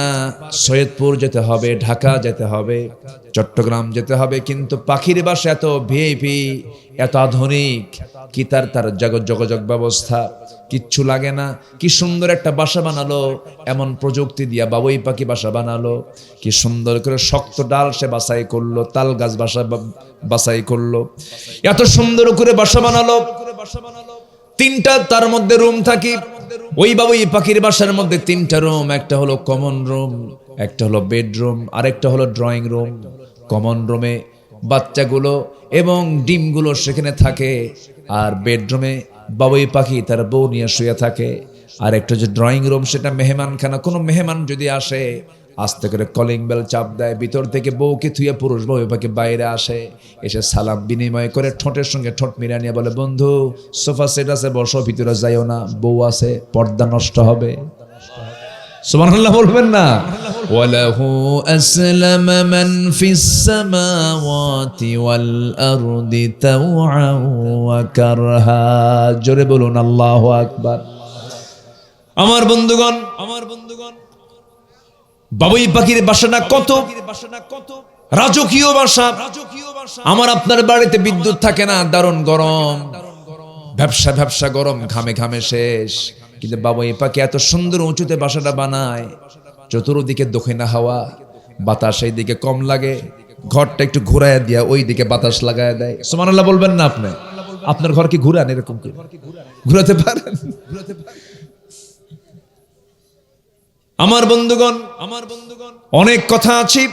ওই পাখিগুলোকে আল্লাহ রাব্বুল আলামিন কোনো খাদ্য গুদাম তার লাগলো না, কিচ্ছু তার লাগলো না। সকালবেলা খালি পেটে নির থেকে বের হয়, সে বিকেলবেলা তার নিরে প্রবেশ করে ভরা পেটে। খাদ্য গুদাম না, অথচ মানুষের খাদ্য গুদাম আছে। খাদ্য গুদাম থাকার পরও মানুষ না খেয়ে মরে যায়। খাদ্যের অভাবে না বন্টনের অভাবে? বন্টনের অভাবে। আমার দেশে যে টাকা আসছে, বৈদেশিক সাহায্য আসছে ৭১ থেকে ২০২৬ পর্যন্ত যত টাকা আসছে, ৭৫% টাকা গেছে নেতাদের পকেটে। বিগত ১৬ বছরের ফ্যাসিস্ট সরকার এই দেশ থেকে নিয়ে চলে গেছে প্রায় ২৮ লক্ষ কোটি টাকা। এগুলো বললে আমরা দোষী হই না? বলবো কোন দিন? আর হ্যাঁ, মরার পরে কব? মরার পরে বলবো নাকি? বলেছি সারা জীবন, বলে যাব সারা জীবন। জোরে বলি ইনশাআল্লাহ। দোষ যার পাওয়া যাবে, আমরা দোষ তো বলবোই। আমাদের সচেতন হওয়ার দরকার আছে না নাই বলেন তো? আচ্ছা, আমরা তাওয়াক্কুল করব কার উপরে? ছেলে দেন কে? মেয়ে দেন কে? দেন না কে? ফয়সালা কার? সিদ্ধান্ত কার? আল্লাহর। মন খারাপ করা যাবে না। এক মহিলার বাড়িতে 4টা মেয়ে। ওই মহিলার বাড়ির পাশেই সবুর মিয়ার 4টা ছেলে। এই মহিলা কয়, আল্লাহ তোমার কি একটু অঙ্ক মিল নাই? তুমি কি অঙ্ক বুঝো না? আমার বাড়িতে 4টা মেয়ে দিলা, সবুর মিয়ার বাড়িতে 4টা ছেলে দিলা, এটা কেমন তোমার অঙ্কের মিল? তুমি যদি সবুর মিয়ার 2টা ছেলে আমার বাড়িতে ঢুকায় দিয়ে আমার বাড়ির 2টা মেয়ে ওই বাড়িতে ঢুকায় দিলি তো অঙ্ক মিলে যেত। দেখেন অঙ্ক মিলাচ্ছ, আল্লাহরে শিখাচ্ছ অঙ্ক। এরকম আছে না নাই বলেন তো? এই অঙ্ক তো তোমার দুনিয়ার চিন্তা করে তুমি অঙ্ক মিলায় নিয়েছ। আল্লাহ আসল অঙ্ক জানেন। আল্লাহ যাকে চান ছেলে দেন, যাকে চান মেয়ে দেন, যাকে চান কিচ্ছু দেন না। ইয়াহাবু লিমান ইয়াশাউ ইনাথা ওয়া ইয়াহাবু লিমান ইয়াশাউ যুকুর। যাকে চান ছেলে দেন, যাকে চান মেয়ে দেন, যাকে চান কিচ্ছু দেন না। কেন দেন না? কি জন্য দেন না? সব রহস্য লুকানো আছে একমাত্র কার কাছে?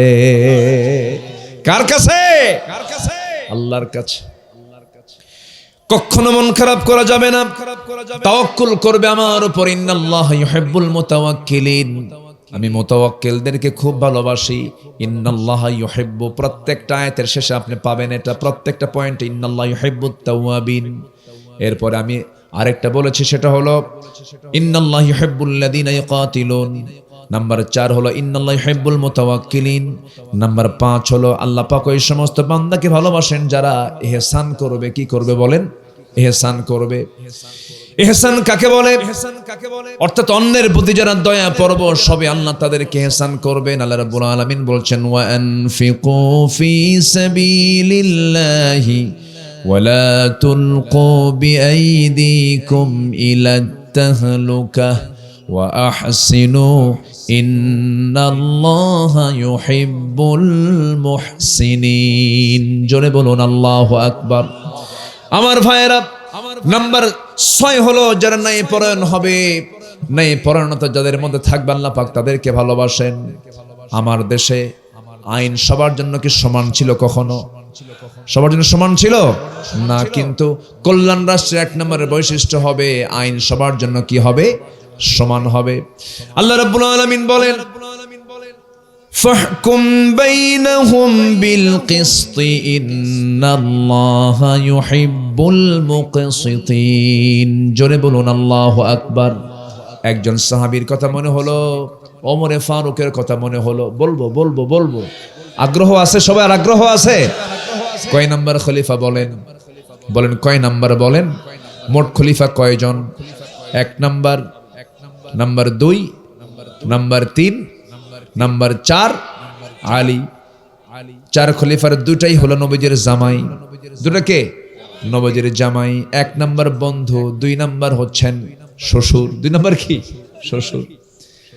আমার নবীজি খুব কাছের লোকগুলো যোগ্য সম্পন্ন ছিলেন। 2 নাম্বার ছিলেন হলো খলিফা ওমর ফারুক রাদিয়াল্লাহু তাআলা আনহু।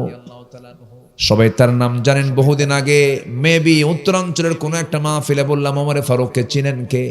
সামনে থেকে একটা ছোট্ট ছেলে দাঁড়ায় বলে হুজুর আমি চিনি। কে? আমাদের বাড়ির দোতলায় ভাড়া থাকে। আমাদের বাড়ির দোতলায় ভাড়া থাকে। বললাম তুমি 100-তে 100 পাইছো, কারণ তুমি যা বুঝছো তুমি তাই উত্তর দিছো। তুমি 100-তে 100। এই ওমর কি ভাড়া থাকা ওমর? এই ওমরটাকে দেখেন। এই ওমর কত বড় মুহসিন ছিলেন, কত বড় ইহসানকারী ছিলেন। তিনি ছোট্ট একটা শিশিতে রাষ্ট্রের পক্ষ থেকে একটা আতর পেলেন। আতরের শিশি মিসকে আম্বর, মিসকে আম্বর তিনি পেলেন, আতরের শিশি পেলেন। সে আতরের শিশি শুধু একা তিনি ইউজ করবেন না, তার প্রতিবেশী 4 জন আছে। মোট কয়জন হলো? 5 জন। 5 জন মিলে একটা শিশিতে আতর। সে আতর নিয়ে আসলেন বাড়িতে। বউকে ডাক দিয়ে বলছেন গিন্নি আমার এদিকে আসো, আমি তোমাকে এই যে আতরের শিশিটা দিয়ে দিলাম, এর মধ্যে যে আতরটা আছে সমান ভাগে 5 ভাগে ভাগ করে 1টা ভাগ আমরা নেব, বাকি 4 ভাগ প্রতিবেশী পাবে। সমান করে ভাগ করবা। ইয়াদিলুহু আকরাবু লিত্তাকওয়া। যখন বলা হলো কিছুক্ষণ পর ওমর ফারুক বলছেন আমার স্ত্রী আতরের বোতলটা আমার হাতে দিয়ে দাও, তোমাকে আমি মাপতে দেব না। করলেন কি, বোর হাত থেকে নিয়ে তিনি প্রতিবেশীর কাছে গিয়ে বলছেন প্রতিবেশী মেপে দাও আমাকে, 1টা ভাগ আমাকে দিয়ে দাও। ওনার অংশের আতরটা নিয়ে এবার স্ত্রীর সামনে দাঁড়িয়ে বলছে আমার স্ত্রী আল্লাহর কসম আমি তোমাকে ট্রাস্ট করি, আমি তোমাকে অবিশ্বাস যে করি না তা অবিশ্বাস করি না, আমি তোমাকে বিশ্বাস করি। অতএব আমার স্ত্রী মন খারাপ করো না, তোমাকে আমি ভাগ করতে দেই নাই। কেন? এই জন্য দেই নাই কারণ আতর হলো তরল জিনিস। আতর যখন তরল জিনিস, তুমি যখন হাত দিয়ে মাপতে যাবে হাতে লেগে যাবে কিছু আতর, গায়ে লাগবে, এখানে লাগবে কিছু আতর, বেশি লেগে যাবে, ব্যবহার হয়ে যাবে। এতটুকুন আতর বেশি আমাদের গায়ে লেগে যাক, ব্যবহার হোক, এটা চাই নাই মনে করে আতর ভাগের দায়িত্ব আমি অন্যের কাঁধে চাপায়া দিয়েছি।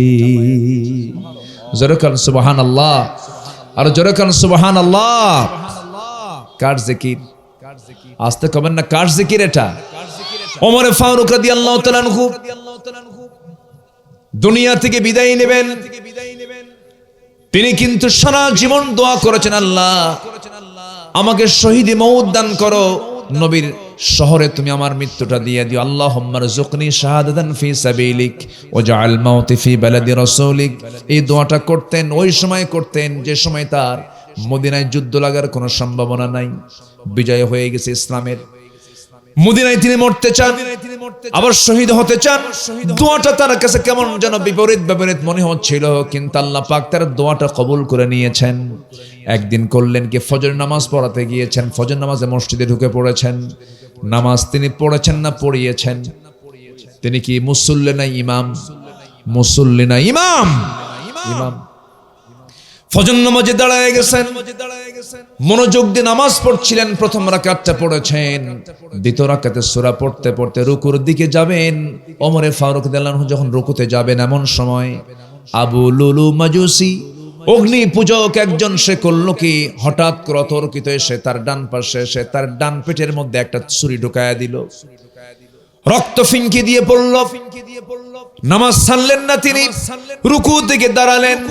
দাঁড়ানোর সঙ্গে সঙ্গে যখন তিনি বলেছেন রব্বানা লাকাল হামদ হামদান কাসীরান তাইয়িবান মুবারাকান ফি, এই দোয়া করতে করতে হঠাৎ করে ওই মাজুসি আবার করল কি, সেই চাকুটা আবার বের করে, বিষাক্ত চাকু, বিষাক্ত জীবাণুওয়ালা চাকু ছিল, সেই ছুরি বিষ মিশ্রিত চাকু ছিল। করলো কি, পেটের নিচ দিকে তল পেটে অপর্যপরি দুইটা আঘাত যখন আবার সেই ছুরি দিয়ে মেরে দিয়েছে, বুড়ি কিছু অংশ বের হয়ে গেল ওমরে ফারুকের। সেন্সলেস হয়ে জমিনে পড়ে গেলেন। জমিনে পড়ে যাওয়ার সঙ্গে সঙ্গে সেন্সলেস হয়ে থাকলেন প্রায় কয়েক ঘন্টা। ফজর নামাজ হলো না। দীর্ঘ সময় চলে যাওয়ার পরে সেন্স যখন ফিরেছে, সবার মধ্যে কান্নার রোল পড়ে গেছে। রক্তাক্ত মদিনার মসজিদটা রক্তাক্ত হয়ে গেছে। সেন্স যখন ফিরে পেয়েছেন, ফিরে পাওয়ার সঙ্গে সঙ্গে মুস্কি হাসি মেরে বলছে আব্দুল্লাহ, আমার তার ছেলের নাম ছিল আব্দুল্লাহ, সামনে দাঁড়ানো, বলছে আব্দুল্লাহ রে এইদিকে আসো, আমাকে একটু পানি দাও তো। আব্দুল্লাহ করলেন কি, তাড়াহুড়ো করে এক গ্লাস পানি পান করার জন্য তার সামনে দিয়ে বলছে আব্বা, এই যে পানি, আপনি পান করুন। মুস্কি হাসি মেরে বলছে আব্দুল্লাহ রে, পান করার পানি চাই নাই, ওযুর পানি চেয়েছি। কিসের পানি চেয়েছি? কিসের পানি? ওযুর পানি চেয়েছি। ওযুর পানি দিয়ে দাও আমাকে, ওযুর পানি দাও, নামাজটা আমার হয় নাই, ওযুর পানি দাও। হলো, ওযু বানালেন। ওযু বানালেন, দাঁড়ায় নামাজ পড়ার জন্য চেষ্টা করলেন, পারেন না, পেটে টান লাগে, ভুঁড়ি বের হয়ে গেছে। গামছা দিয়া পেটটা পেঁচে নিয়া শুয়ে শুয়ে ওই অবস্থায়ও তিনি নামাজটা আদায় করে বলছেন আব্দুল্লাহ, মনে হয় বাঁচবো না রে। কাব্বা, না না, আপনার জন্য ডাক্তার ডাকতেছি। ডাক্তার যখন সামনে এসে বসলো, ডাক্তার বলছে আমিরুল মুমিনিন, একটু চেষ্টা করুন, এই যে গ্লাস দিলাম, দুধ আছে, দুধটা পান করুন। দুধ যখন তার হাতে দেওয়া হলো, দুধটা নিয়ে তিনি মুস্কি মুস্কি হাসি মেরে দোয়া বিসমিল্লাহ বলে তিনি দুধটা পান করেন। কিন্তু দুঃখজনক, দুধটা পেটে থাকলো না, বুড়ি ফুটো হয়ে বাইরে বের হয়ে গেছে। ওমরে ফারুকের খাওয়া হলো না।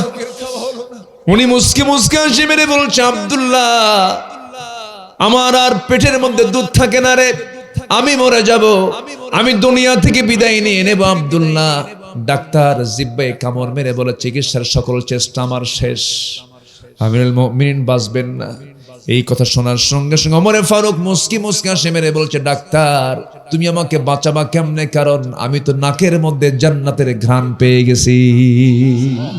জোরে বলেন সুবহানাল্লাহ। আমি জান্নাতের ঘ্রাণ পেয়ে গেছি। এই কথা বলে ডাক্তারকে বিদায় দিচ্ছেন। ডাক্তার হেঁটে হেঁটে চলে যাচ্ছে, কাঁদতে কাঁদতে আমিরুল মুমিনিনকে দেখে দেখে কাঁদতে কাঁদতে চলে যায়। ওই সময় তিনি দেখতে পেলেন ওই ডাক্তারের পাজামার কাপড়টা গিরার নিচে। তিনি বলতেছেন, ডাক্তার রে, চিকিৎসা করতে আসছো, তোমার তো একটা আমল ছুটে গেছে। কিয়ামতের দিন আল্লাহ পাক তোমার দিকে তাকাবেন না, তোমার দিকে নজর দেবেন না, কারণ গিরার নিচে পায়জামা চলে গেছে। তাড়াতাড়ি গিরার উপরে পায়জামাটা পরে নাও। চিন্তা করুন, মৃত্যুর পূর্বে ওমর ফারুকের দাওয়াতি কাজ বন্ধ হয় নাই। জোরে বলেন সুবহানাল্লাহ। কার জিকির? আসতে বলবেন না, কার জিকির?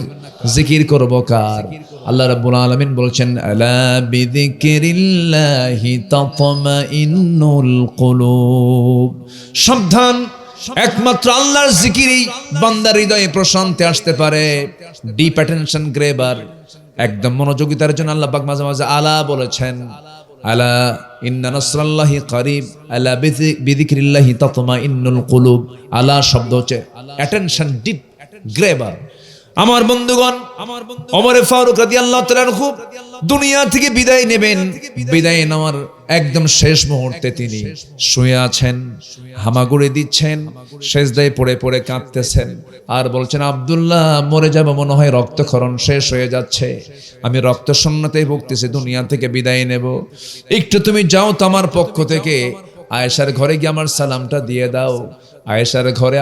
আয়েশার ঘরে আমার রাসূল শুয়ে আছেন, আয়েশার ঘরে আমার বোন আবু বকর শুয়ে আছেন। একটাবার গিয়ে দেখো তো, চেষ্টা করে দেখো তো, আয়েশা তার জায়গা দিলে পরে আমারও শখ, আমি আমার নবীর সঙ্গে শুয়ে থাকবো, আমি আমার নবীর সঙ্গে শুয়ে থাকবো। একটু বলো তো আয়েশাকে গিয়ে, আমার ছেলে আব্দুল্লাহ যাও বলো। বারবার যখন বলা হচ্ছিল, আব্দুল্লাহ চলে গিয়ে সালাম জানায়, বলছে না আম্মা জান, আব্বা আমাকে পাঠায় দিলেন, আব্বা জান আপনার ঘরের মধ্যে থাকতে চান, নবীর পাশে ঘুমাতে চান। উম্মাহাতুল মুমিনিনকে বলা হলো। আম্মা জান আয়েশা সিদ্দিকা রাদিয়াল্লাহু তাআলা আনহা এই প্রস্তাব শোনা মাত্রই কান্না আটকাতে পারলেন না, কাঁদতে কাঁদতে বেকারার হয়ে বলছেন, আরে অর্ধ দুনিয়ার শাসন করত ওমরের মতো মানুষ আমাকে কেমন করে এমন ধরনের আবদার করছে, আর আমি কেমন করে এমন পাষাণ হৃদয়ের মতো হয়ে আমি তাকে মানা করব? না না, এত বড় ইসলামের বড় খাদেমকে আমি কেমন করে মানা করি? আমি আয়েশা আমার জায়গা আমি ওমরকে দিয়ে দিলাম। জোরে কান সুবহানাল্লাহ। নবীর প্রতি ভালোবাসার প্রয়োজন আছে না নাই? আসতে বলবেন না, আছে না নাই? নবীর যেদিন ইন্তেকাল হলো সবচেয়ে বেশি অস্থির হয়েছিলেন কোন সাহাবী বলেন? বলেন কে? ওমর পাগল ওমর। রাসূল ইন্তেকাল করেছেন এই সংবাদ যে বলতে আসে, তরবারি উঁচু করে ধরে বলে, আল্লাহর কসম, রাসূলের মৃত্যুর সংবাদ যে বলবে আমি তার কাল্লা কেটে ফেলে দেব। ওমর পাগলের মতো হয়ে গেছেন, কেউ তাকে কন্ট্রোল করতে পারে না। শেষ পর্যন্ত সাইয়েদনা আবু বকর সিদ্দিক রাদিয়াল্লাহু তাআলা আনহু তার সামনে গিয়ে বলছে, ওমর পাগলামি করো কেন? ওয়ামা মুহাম্মাদুন ইল্লা রাসূল কদ খালাত মিন ক্বাবলিহির রাসূল। রাসূল শুধু মারা যাবেন না, তার আগের রাসূলুল্লাহ তো মারা গেছে। শান্ত হও। শান্ত হলেন, হাতে চুম্বন করলেন, তাকে বরণ করে নিলেন। এই ওমর দুনিয়া থেকে বিদায় যখন নেবেন, তার বড় শখ নবীর পাশে ঘুমাবেন। আজও তিনি শুয়ে আছেন নবীর পাশে, আবু বকরের পাশে তিনি শুয়ে আছেন। এই তো 3 মাস আগে গিয়েছিলাম, উমরা করতে গিয়েছিলাম, নবীর কবরের পাশে এই দুজন সাহাবী শুয়ে আছেন। রাত 3টার দিকে রওনা করলাম, মসজিদে নববীর দিকে ঢুকলাম। আমার রাসূল বলেছেন, মা বাইনা বাইতি ওয়া মিম্বারি রাউদাতুম মিন রিয়াদিল জান্নাহ। রাসূল বলেছেন, আমার ঘর আর আমার এই মিম্বার এর মাঝখানের অংশটুকু হলো জান্নাতের টুকরা। জান্নাতের, তাহলে এই দুনিয়াতে জান্নাতের টুকরা আছে না নাই? আছে না নাই? আল্লাহ তুমি সবাইকে যাওয়ার তৌফিক দাও। জোরে বলি আমিন। ওই রাউদাতুল জান্নাত সামনে গিয়ে দাঁড়ালাম। রাত 3টার দিকে আমার ছেলের সাথে ছিল, ছোট্ট ছেলে, সাথে নিয়ে বললাম, বাপ চল একটু ঘুরে ফিরে আসি। ভিতরে ঢুকলেই মাত্র 10 মিনিট টাইম পাওয়া যায়। 10 মিনিট পার হলেই সূরা বলে তাড়াতাড়ি ঘর সেখান থেকে বের করে দেয়। লোক তো এক উপর্যুপরে আসতে থাকে, চাপ, বের হয়ে যেতে হয়। মনে মনে ভাবলাম, ফজর নামাজটা যদি একটু ভিতরে পড়তে পারতাম খুব ভালো হতো। তো আশপাশ তাকাতেই দেখি আমার দেশের কিছু ইন্ডিয়ান কালার, আমার দেশি মনে হয়, আমাকে দেখি দৌড় মেরে চলে আসছে। কিশোরগঞ্জ, তারপরে ময়মনসিংহ এর এই অঞ্চলের কিছু ভাই আমাকে দেখে এসে সালাম জানায়, বলতেছে, হুজুর আমি আপনার খুব ওয়াজ শুনি, আমরা আপনার খুব ভক্ত, তা আপনি আসছেন, আমরা খুব খুশি হলাম। বললাম, আপনারা কি করেন? আমরা এখানে পরিচ্ছন্নতার কাজ করি, পরিষ্কার এগুলোর কাজ করি। কি তাই? ভালো তো ভাই আমি কি ফজর পর্যন্ত এখানে একটু ভিতরে থাকতে পারবো? ওরা মুস্কি হাসে, বলে, হুজুর আমরা তো 24 ঘন্টায় থাকি। তো বলে, আমার একটু ফজর পর্যন্ত থাকার সুযোগ দেন, একটু ব্যবস্থা করেন। হুজুর আপনারটা একটু করা কঠিন, দেখি কি করা যায়। তখনকার যে অ্যাডমিনিস্ট্রেশন, যে প্রশাসনিক কর্মকর্তা, তার কাছে গিয়ে আমার ব্যাপারে সবাই গেছে একসাথে গিয়ে এমন বলছে আমার ব্যাপারে, এমন তেল মারছে, তেল মারা পর্যন্ত। আমার দেশের মানুষ কিন্তু অন্তত কিছু না পারলেও তেল মারতে পারে, পাম দিতে পারে। এমন বলছে, আমি তো কিচ্ছুই না।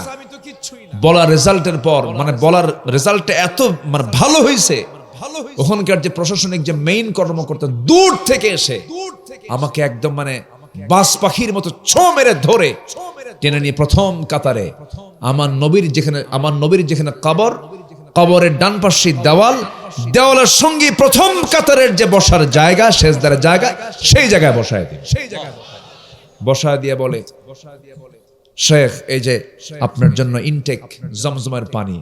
ওরা কিন্তু জমজমকে খুব হাদিয়া স্বরূপ দেয়, খুব মানে এটা শ্রেষ্ঠ উপহার ওদের। ইনটেক একটা পানির বোতল দিল, খেজুর দিল, আর আতর দিয়ে ওখানে বসা একটা মুস্কি হাসি মেরে, ওরা তো চুমা খাওয়ার ওস্তাদ, খালি চুমা খায়, কপালে হাতে যা যেখানে পায় চুমা টুমা খায়া ভরায় দিয়া আস্তে করে বসায় দিয়ে চলে গেল। আমি বসে আছি, আমি তো মানে কি যেন পেলাম, আমি বসে চুপচাপ বসে আছে, ডান দিকে তাকায় দেখে আমার নবীজির মিম্বার, নবীজি যেখানে দাঁড়ায়া বসে কথা বলতেন মিম্বার দেখতেছি। বাম দিকে একটা ফুটা আছে, ফুটার দিকে তাকায় মাত্র 3 হাত 4 হাত দূরে দিকে আমার নবীর কবর। আমি যেন মনে হচ্ছিল আমি একটা নতুন একটা জগতে আমি এখানে বসে আছি। ঠিক সেই সময় আমার কাছে আল্লাহি আমার মনে হচ্ছিল যেন আমার নবীজির গায়ের ঘ্রাণ যেন আমার নাকে ধাক্কা মারছে, আমার নাকে সে ধাক্কা মারতেছে। দরুদ পড়ছি বারবার। সেদিন আল্লাহর কাছে, সেই রাত্রে আল্লাহর কাছে একটা দোয়া করেছে, আল্লাহ বাড়ি বাংলাদেশ, আসছি মদিনায়, যেহেতু আসতে পারছি একবার, অন্তত আল্লাহ বিআইয়ি আরদিন তামুত, কোন জমিনে মৃত্যু হবে জানি না, তবে মৃত্যুর ফায়সালা যখন হবে তার একদিন আগে তুমি আল্লাহ আমারে মদিনায় পাঠায় দিবা। আমি এই দোয়াটা আল্লাহর কাছে বলেছি। ভাইরে, দিন শেষে আমি যেটা দিয়ে শুরু করেছি, আল্লাহর ভালোবাসা আর নবীর আনুগত্য ছাড়া কখনো বান্দার নাজাত পাবে, আসতে বলবেন নাজাত পাবে না। যদি কেউ এই জায়গায় কোনো ঘাটতি করে তার কোনো আমলও কবুল হবে না। নবীর প্রতি ভালোবাসা, আনুগত্য এবং আল্লাহর প্রতি অকৃত্রিম ভালোবাসা, এটা আমরা অবশ্যই অর্জন করার চেষ্টা করব। জোরে বলি ইনশাআল্লাহ। আল্লাহ 8 ধরনের মানুষকে পছন্দ করেন। আমি বললাম এ পর্যন্ত 6 জন, আরো আছে কয়জন বলেন? শুনতে রাজি আছেন তো ইনশাআল্লাহ? আমার প্রতি কোনো রাগ আছে নাকি আপনাদের? কোনো ক্ষোভ নাই তো? আমি খুবই খুশি আপনাদেরকে পেয়ে, আলহামদুলিল্লাহ। উপজেলার নামটা তো অনেক সুন্দর, অলিপুর, তাই না? অলি থেকে উলি হয়েছে, অলিপুর, মানে এখানে কোনো খারাপ নাই, সব আল্লাহর ওলি সবাই। বলি আলহামদুলিল্লাহ, আল্লাহ কবুল করুন, জোরে বলি আমিন। কিন্তু হুজুরের ওয়াজ তো শুনতে খুব ভালো লাগে, কিন্তু ওজুর পানি খুব ঠান্ডা, এটা হলি তো সমস্যা। সবাইকে ফজর পড়বেন? সবাইকে ফজর পড়তে রাজি আছেন? ফজর পড়বেন কারা কারা? একটা হাত উঁচু করে দেখেন দেখি, জোরে বলি ইয়া আল্লাহ। আমাদেরকে ফজর, জোহর, আসর, মাগরিব, ইশা 5 ওয়াক্ত সালাত আদায় করার তৌফিক তুমি আল্লাহ দিয়া দাও। জোরে বলি আমিন, আরো জোরে আমিন, আরো জোরে আমিন। কষ্ট হচ্ছে নাকি আপনাদের? শেষ করে দেই, জিকির করি লা ইলাহা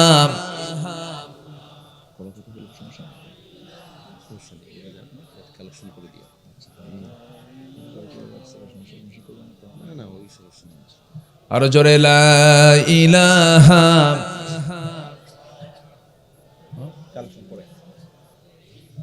লা ইলাহা লা ইলাহা ইল্লাল্লাহু মুহাম্মাদুর রাসূলুল্লাহ লা ইলাহা সুবহানাল্লাহ আলহামদুলিল্লাহ।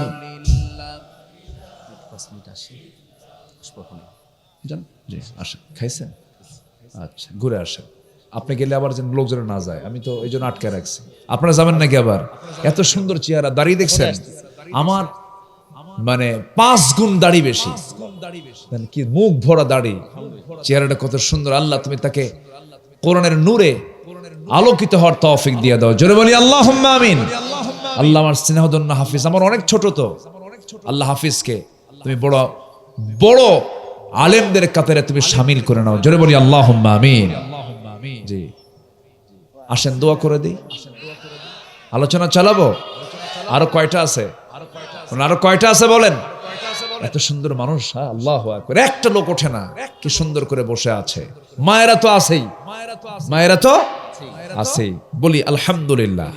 মায়েরা মাহফিলে মাশাআল্লাহ ফাইন করে আসে, বোরকা টোরকা পরে আসে, সেজে সুজে মানে ঢেকে ঢুকে আসে।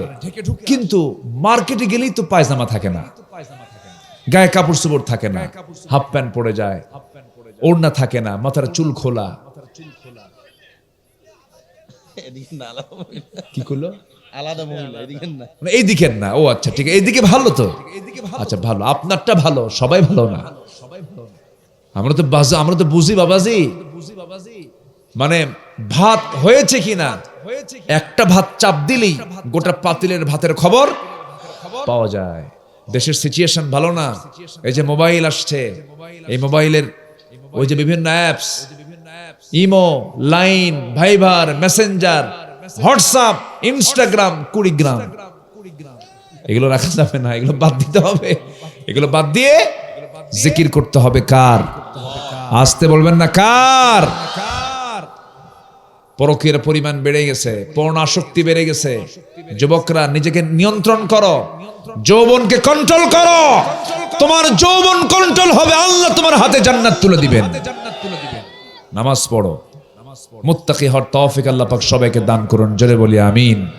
নাম্বার 7 হলো যারা মুত্তাকি, আল্লাহ তাদেরকে খুব ভালোবাসেন। আল্লাহ রাব্বুল আলামিন বলেন, ফাস্তাকিমু লাহুম ইন্নাল্লাহা ইউহিব্বুল মুত্তাকিন। জোরে বলুন আল্লাহু আকবার। যারা মুত্তাকি, আল্লাহ তাদেরকে দারুণ ভালোবাসেন। নাম্বার 8 হলো যারা ধৈর্যশীল, তাদেরকে আল্লাহ রাব্বুল আলামিন ভালোবাসেন। ওয়া কাআইয়িম মিন নাবিয়্যিন কাতালা মাআহু রিব্বিয়ুনা কাসীর ফামা ওয়াহানু লিমা আসাবাহুম في سبيل الله وما ضعفوا وما استكانوا والله يحب الصابرين। জোরে বলুন আল্লাহু আকবার। আল্লাহ রাব্বুল আলামিন বলছেন, বান্দা সর্বশেষ আমি যেই ধরনের লোককে পছন্দ করি, যারা নাকি ধৈর্যশীল, ধৈর্যের পিরামিড যারা হবে, ধৈর্যশীল যারা হবে, আমি আল্লাহ তাদেরকে খুব ভালোবাসি। এই পৃথিবীতে যত ব্যক্তি মহা সফল হয়েছেন, তারা সব রাগী ছিলেন না, ধৈর্যশীল ছিলেন। ধৈর্যশীল ছিলেন। বিয়ে আগে না ধৈর্য আগে? বলেন বলেন। কয়েকদিন আগে এক মহিলা ফোন দিয়ে বলে, হুজুর আমার স্বামীর সকালেও তালাক দেয়, বিকেলেও তালাক দেয়, আমি কি আসি না নাই? কি কথা কি বুঝতেছেন? কোনো ধৈর্য নাই। ব্যবসা করতে যাবেন, ধৈর্য দরকার। পড়াশোনা করতে যাবেন, ধৈর্য দরকার। এই যে মাহফিলে বসে আছেন, ঠান্ডার মধ্যে বসে আছেন, ঠান্ডায় হাত পা গুলো সব জড়সড় হয়ে গেছে, শীতকে লেগে গেছে, এরপরও বসে আছেন কিসের জন্য বলেন? ধৈর্য। ধৈর্য ছাড়া কোনো কিছু হয় না। স্বামী স্ত্রীর মধ্যে দ্বন্দ্ব লেগেছে, এই জায়গায় ধৈর্যের পরিচয় দেবে উভয়, তবে বেশি ধৈর্যশীল হবে স্বামী নাই স্ত্রী। খালি একজন কইছে স্বামী, আর সবাই বউ নাকি? সবচেয়ে বেশি ধৈর্য ধরবে কে বলেন? বলেন বলেন বলেন বলেন বলেন। স্বামী ধৈর্য ধরবে বেশি, কারণ মেয়েদের মধ্যে ধৈর্যের পরিমাণটা একটু কম। মেয়েরা চট করে একটা হঠাৎ করে প্রান্তিক কথা বলে ফেলে। আবার মেয়েদেরকে আল্লাহ রাব্বুল আলামিন বেশি কথা বলার সুযোগ দিয়েছেন, তারা বেশি কথা বলে। কারণ বাচ্চা মানুষ করার জন্য কম কথা বলার দরকার না, বেশি কথা বলা দরকার, বেশি কথা বলা দরকার। বাচ্চা যদি লালন পালন করতে হয়, এক কথা বারবার বলতে হয়, বাবা সোনা থাম থাম, খা খা, এই যে ওষুধ, এই যে খাবার, এই যে দুধ, বাবা খা খা, বারবার বলতেছেন। কিন্তু মার একটা বারের জন্য বিরক্তি নাই। কিন্তু একটা দিন যদি ওই মা বলে, শোনো ছেলের বাপ, এই বাচ্চাটার বয়স 1.5 বছর, আজকে এক বেলা পালবে, এক বেলা তুমি কোলে নিবা। একটা বেলা যদি আপনাকে কোলে নেওয়ার দায়িত্ব দেওয়া হয়, আপনি বলবেন, বাপ থাম থাম থাম, বাবা থাম থাম। কি কথা বলেন নাই? সব শেষ হয়ে যাবে, আমি আপনি পারবো না, সব ভেঙ্গে চুরমার হয়ে যাবে। এটা মার দায়িত্ব, মা পারবেন। আবার ছেলে মানুষ যেটা পারবেন, মেয়ে মানুষ সেটা পারবে না। এই সমস্ত কিছু ফাংশন গুলো ভিন্ন ভিন্ন যিনি করে দিয়েছেন, তিনি আমার কে? আল্লাহ করে দিয়েছেন। মেয়েরা বেশি কথা বলা তাদের যোগ্যতা, মেয়েদের কথা বলা বেশি তাদের কি যোগ্যতা। বেগুন কিনে নিয়ে গেছেন আপনি বাড়িতে, বর্ষাকালের বেগুন খুব ভয়ঙ্কর জিনিস, সহজে ভালো বেগুন পাওয়া যায় না, পোকা বেগুন বেশি আসে, পোকা ভিতরে ঢোকে কিন্তু টের পাওয়া যায় না। বাড়িতে নিয়ে আসছেন বেগুন 1 কেজি, 80 টাকা কেজি। একটা বেগুন যখন কুটতে নিয়েছে পোকা, ওই পোকা বেগুনের তাফসীর শুরু হবে সকাল 9টা থেকে রাত 3টা পর্যন্ত। ঠিক কিনা বলেন?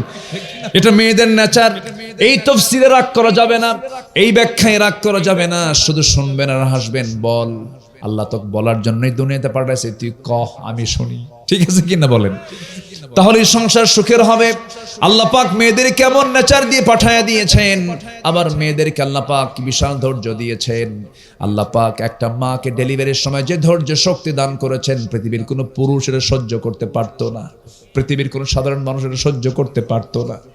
এত কষ্ট, পৃথিবী ভেঙে পড়ার মতো কষ্ট, হাজারো কষ্ট সহ্য করার পর যখন সন্তানটা চেহারা দেখে, মার মুখের একটা মুস্কি হাসি সব দুঃখ সব ব্যথা তার ভুলে যায়। সে জোরে কোন সুবহানাল্লাহ। ধৈর্য, ধৈর্য ছাড়া কোনো কিছু অর্জন হবে না। ধৈর্য হলো বাগান, আর রাগ হলো একটা জঙ্গল। জঙ্গল তেমনি এমনি হয়, ধৈর্য হলো বাগান। বাগান বানাতে অনেক শ্রম দিতে হয়, অনেক ধৈর্য ধরতে, অনেক কষ্ট করতে হয়। আমরা ধৈর্যশীল হব, জোরে বলি ইনশাআল্লাহ। আমার বন্ধুগণ, আল্লাহ রাব্বুল আলামিন বলেন, আল্লাযীনা ইযা আসাবাতুহুম মুসিবাতুন ক্বালু ইন্না লিল্লাহি ওয়া ইন্না ইলাইহি রাজিউন। যখন কোনো বিপদ আসবে, যখন কোনো মুসিবত আসবে, সেই সময় তোমরা কি করবে? আল্লাহর প্রতি ভরসা করবে, তার দিকেই তো ফিরে যেতে হবে। একজন মহিলার নাম আমি একটু বলি, আলোচনা শেষের দিকে যাব। যে মহিলাকে আল্লাহ রাব্বুল আলামিন ধৈর্যের পিরামিড হিসাবে আখ্যা দিয়েছেন এবং তাকে জান্নাতের মেহমান বানায় নিয়েছেন। যে লোকটার স্বামী ছিল ফেরাউন, অত্যন্ত জুলুমের শিকার হয়ে দুনিয়া থেকে বিদায় নিয়েছেন, তার নাম কি বলেন? আরো জোরে বলেন, তার নাম কি বলেন? আসিয়া। কোরআনে তার নাম আছে না নাই? আছে। কি সম্মান তার, চিন্তা করে দেখুন, তার দোয়াটাও আছে। কেন কেন কি জন্য? ধৈর্য, ধৈর্য, ধৈর্য। আসিয়া আলাইহিস সালাতু ওয়াস সালাম কালেমা পড়লেন, দিন গ্রহণ করলেন। দিন গ্রহণ করার সঙ্গে সঙ্গে ফেরাউন বলল, আসিয়া শুনলাম তুমি নাকি কালেমা পড়েছো। আসিয়া বলছেন, স্বামী আমার, আপনি শুনবেন কেন? আমি আপনি দুজনই জান্নাতে যেতে চাই। আমি কালেমা পড়েছি, আপনি শুনেন লা ইলাহা ইল্লাল্লাহ। ফেরাউন বলছে, আসিয়া শোনো, এমন পাগলামি করা যাবে না। আমি হলাম এই ইজিপ্টের, আমি হলাম এই রাষ্ট্রের, আমি হলাম রাষ্ট্রনায়ক, তুমি হলো তার বউ, ফার্স্ট লেডি অফ ইজিপ্ট। আমি তোমাকে দিন গ্রহণ করতে দেবই না। আসিয়া বলছেন, আপনি আমাকে মারতে মারতে যদি দুনিয়া থেকে বিদায় করে দেন, আমি দিন কখনো ছাড়বই না। যেরকম সুবহানাল্লাহ। শেষ পর্যন্ত ফেরাউন আর টিকতে পারলো না, রাগ নিয়ন্ত্রণ করতে না পেরে জল্লাদকে ডেকে আনলো। পরামর্শ করা হলো, হামান বলে ফেললো, বুকের শত্রু, বড় শত্রু, ওকে দুনিয়া থেকে বিদায় করে দেন। চূড়ান্ত হয়ে গেল আইন। বলে ফেলা হলো, আসিয়া এখনো সময় আছে, তুমি কি করবে করো, সংসার তছনছ হয়ে যাচ্ছে, সব ধ্বংস হয়ে যাচ্ছে। আসিয়া বলছেন, আপনি আমার প্রতি যত জুলুম করবেন, আমার আল্লাহর প্রতি আমার বিশ্বাস তত মজবুত হয়ে যাবে। এবং আমার স্বামী, আপনি আমাকে কি বলছেন জানি না, তবে নাকের মধ্যে আমি জান্নাতের ঘ্রাণ পাওয়া শুরু করেছি, আমি মরে যাব মনে হয়। শেষ পর্যন্ত জল্লাদকে ডেকে তার সামনে করাত দিয়ে রাখা হলো, করাত তার কপালে নেওয়া হলো, করাত দিয়ে চিরে দুই টুকরা করে শহীদ করে দেওয়া হবে। শেষবারের মতো বলা হলো, আসিয়া এখনো সময় আছে, তুমি কি করবে বলো। ওই সময় আসিয়া আলাইহিস সালাতু ওয়াস সালাম একটা দোয়া করেছিলেন, আজ থেকে 4000 বছর আগের দোয়া। কয় হাজার বছর আগের দোয়া বলেন? 4000 বছর আগের দোয়া। 1500 বছর আগে নাজিল হওয়া কোরআনে তার দোয়াটা আল্লাহ রাব্বুল আলামিন কোট করেছেন। কি দোয়া করেছেন? রব্বি বিনিলি ইনদাকা বাইতান ফিল জান্নাহ ওয়া নাজ্জিনি মিন ফিরআউনা ওয়া আমালিহি। আল্লাহ তুমি আমার জন্য বানায়া দাও একটা ঘর। কয়টা ঘর বলেন? একটা ঘর। আল্লাহ ইনদাকা তোমার কাছে, ফিল জান্নাহ জান্নাতের মধ্যে, তোমার ঘরের সঙ্গে, তোমার ঘরের দেওয়ালের সাথে আমার একটা ছোট্ট ঘর বানায়া দাও, ফেরাউন থেকে বাঁচায়া দাও। জোরে কোন সুবহানাল্লাহ। ধৈর্য ছাড়া কোনো কিছু অর্জন হবে না। আল্লাহ পাক আমাদেরকে ধৈর্যশীল হওয়ার তৌফিক দান করুন। জোরে বলি আমিন। আরো জোরে আমিন। 11:59 বাজে, প্রায় 12টার কাছাকাছি। গতকালকে প্রচন্ড কুয়াশা ছিল না? প্রচন্ড কুয়াশা ছিল। আজকে আল্লাহ পাক ঠান্ডা দিয়েছেন, তবে আবহাওয়াটা কুয়াশা থেকে আমরা বেঁচে রক্ষা পেয়েছি, বলি আলহামদুলিল্লাহ। আমি সময়টাকে আর ক্ষেপণ করব না, রাত অনেক হয়েছে, অনেক মা বোন আসছেন।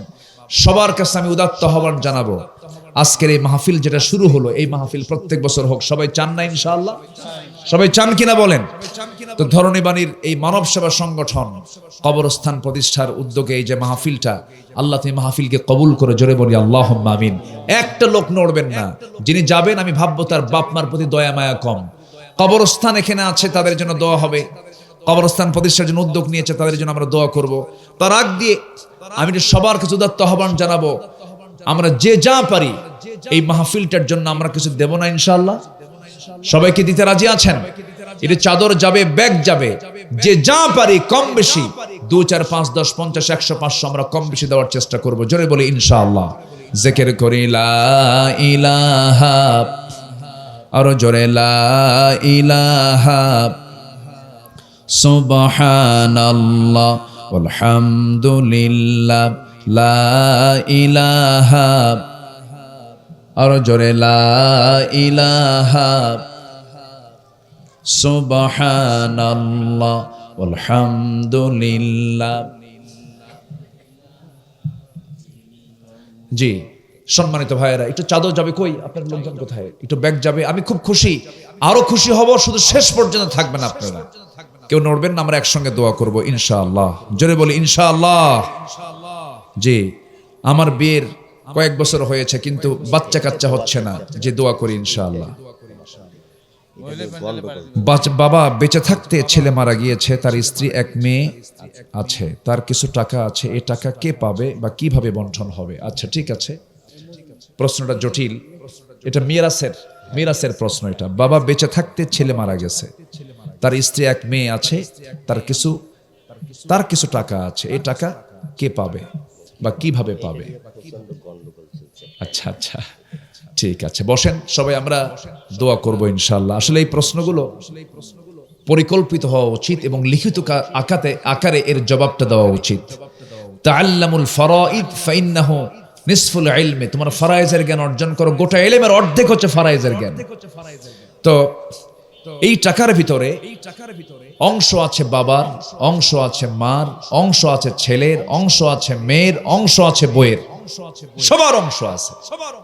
এই যে অংশটা আছে এটা সূরা নিসার 6 থেকে নিয়ে 12 আয়াত পর্যন্ত আল্লাহ তাআলা বিস্তারিত ব্যাখ্যামূলক দিয়ে দিয়েছেন। এটার একটা ফারায়েজ আপনারা নিয়ে নেবেন। তবে এটা কে পাবে কে পাবে না বলে দিলাম। বাবা পাবে, মা পাবে, এরপরে ছেলে পাবে, মেয়ে পাবে, স্ত্রী পাবে, সবাই পাবে একটা অংশ করে। সুদুস মা পাবে, সুদুস বাবা পাবে, তাই না? হ্যাঁ, যে এরকম একটা অংশ পাবে। জি ইনশাআল্লাহ। আসুন আমরা আল্লাহর কাছে দোয়া চাই, আল্লাহর কাছে প্রার্থনা করি, আল্লাহ যেন আমাদের সকলের প্রার্থনাগুলোকে মঞ্জুর করেন। জোরে বলি আল্লাহুম্মা আমিন। এখন তো ফারাইজের বের হয়েছে, অ্যাপস বের হয়েছে, অ্যাপসে চাপ দিলে সব হিসাব বের হয়ে আসে, তাই না? সব বের হয়ে আসে। জি আসুন আল্লাহর কাছে আমরা দোয়া করব, আল্লাহ যেন আমাদের সকলের চাওয়াকে পাওয়া করে দেন। জোরে বলি আল্লাহুম্মা আমিন। উলিপুরের মানুষ অত্যন্ত শান্ত, ভদ্র, শিষ্ট, আলহামদুলিল্লাহ, অনেক ভালো লেগেছে। আল্লাহ তুমি মাহফিলকে কবুল করো। জোরে বলি আল্লাহুম্মা আমিন। আরো জোরে আল্লাহুম্মা আমিন। যে আমরা যে যা পারি আমরা সবাই দেব, জিকির করে সুবহানাল্লাহ ওয়ালহামদুলিল্লাহ লা ইলাহা, আরো জোরে লা ইলাহা ইল্লাল্লাহ সুবহানাল্লাহ ওয়ালহামদুলিল্লাহ লা ইলাহা, আল্লাহু আল্লাহ, আল্লাহু আল্লাহ।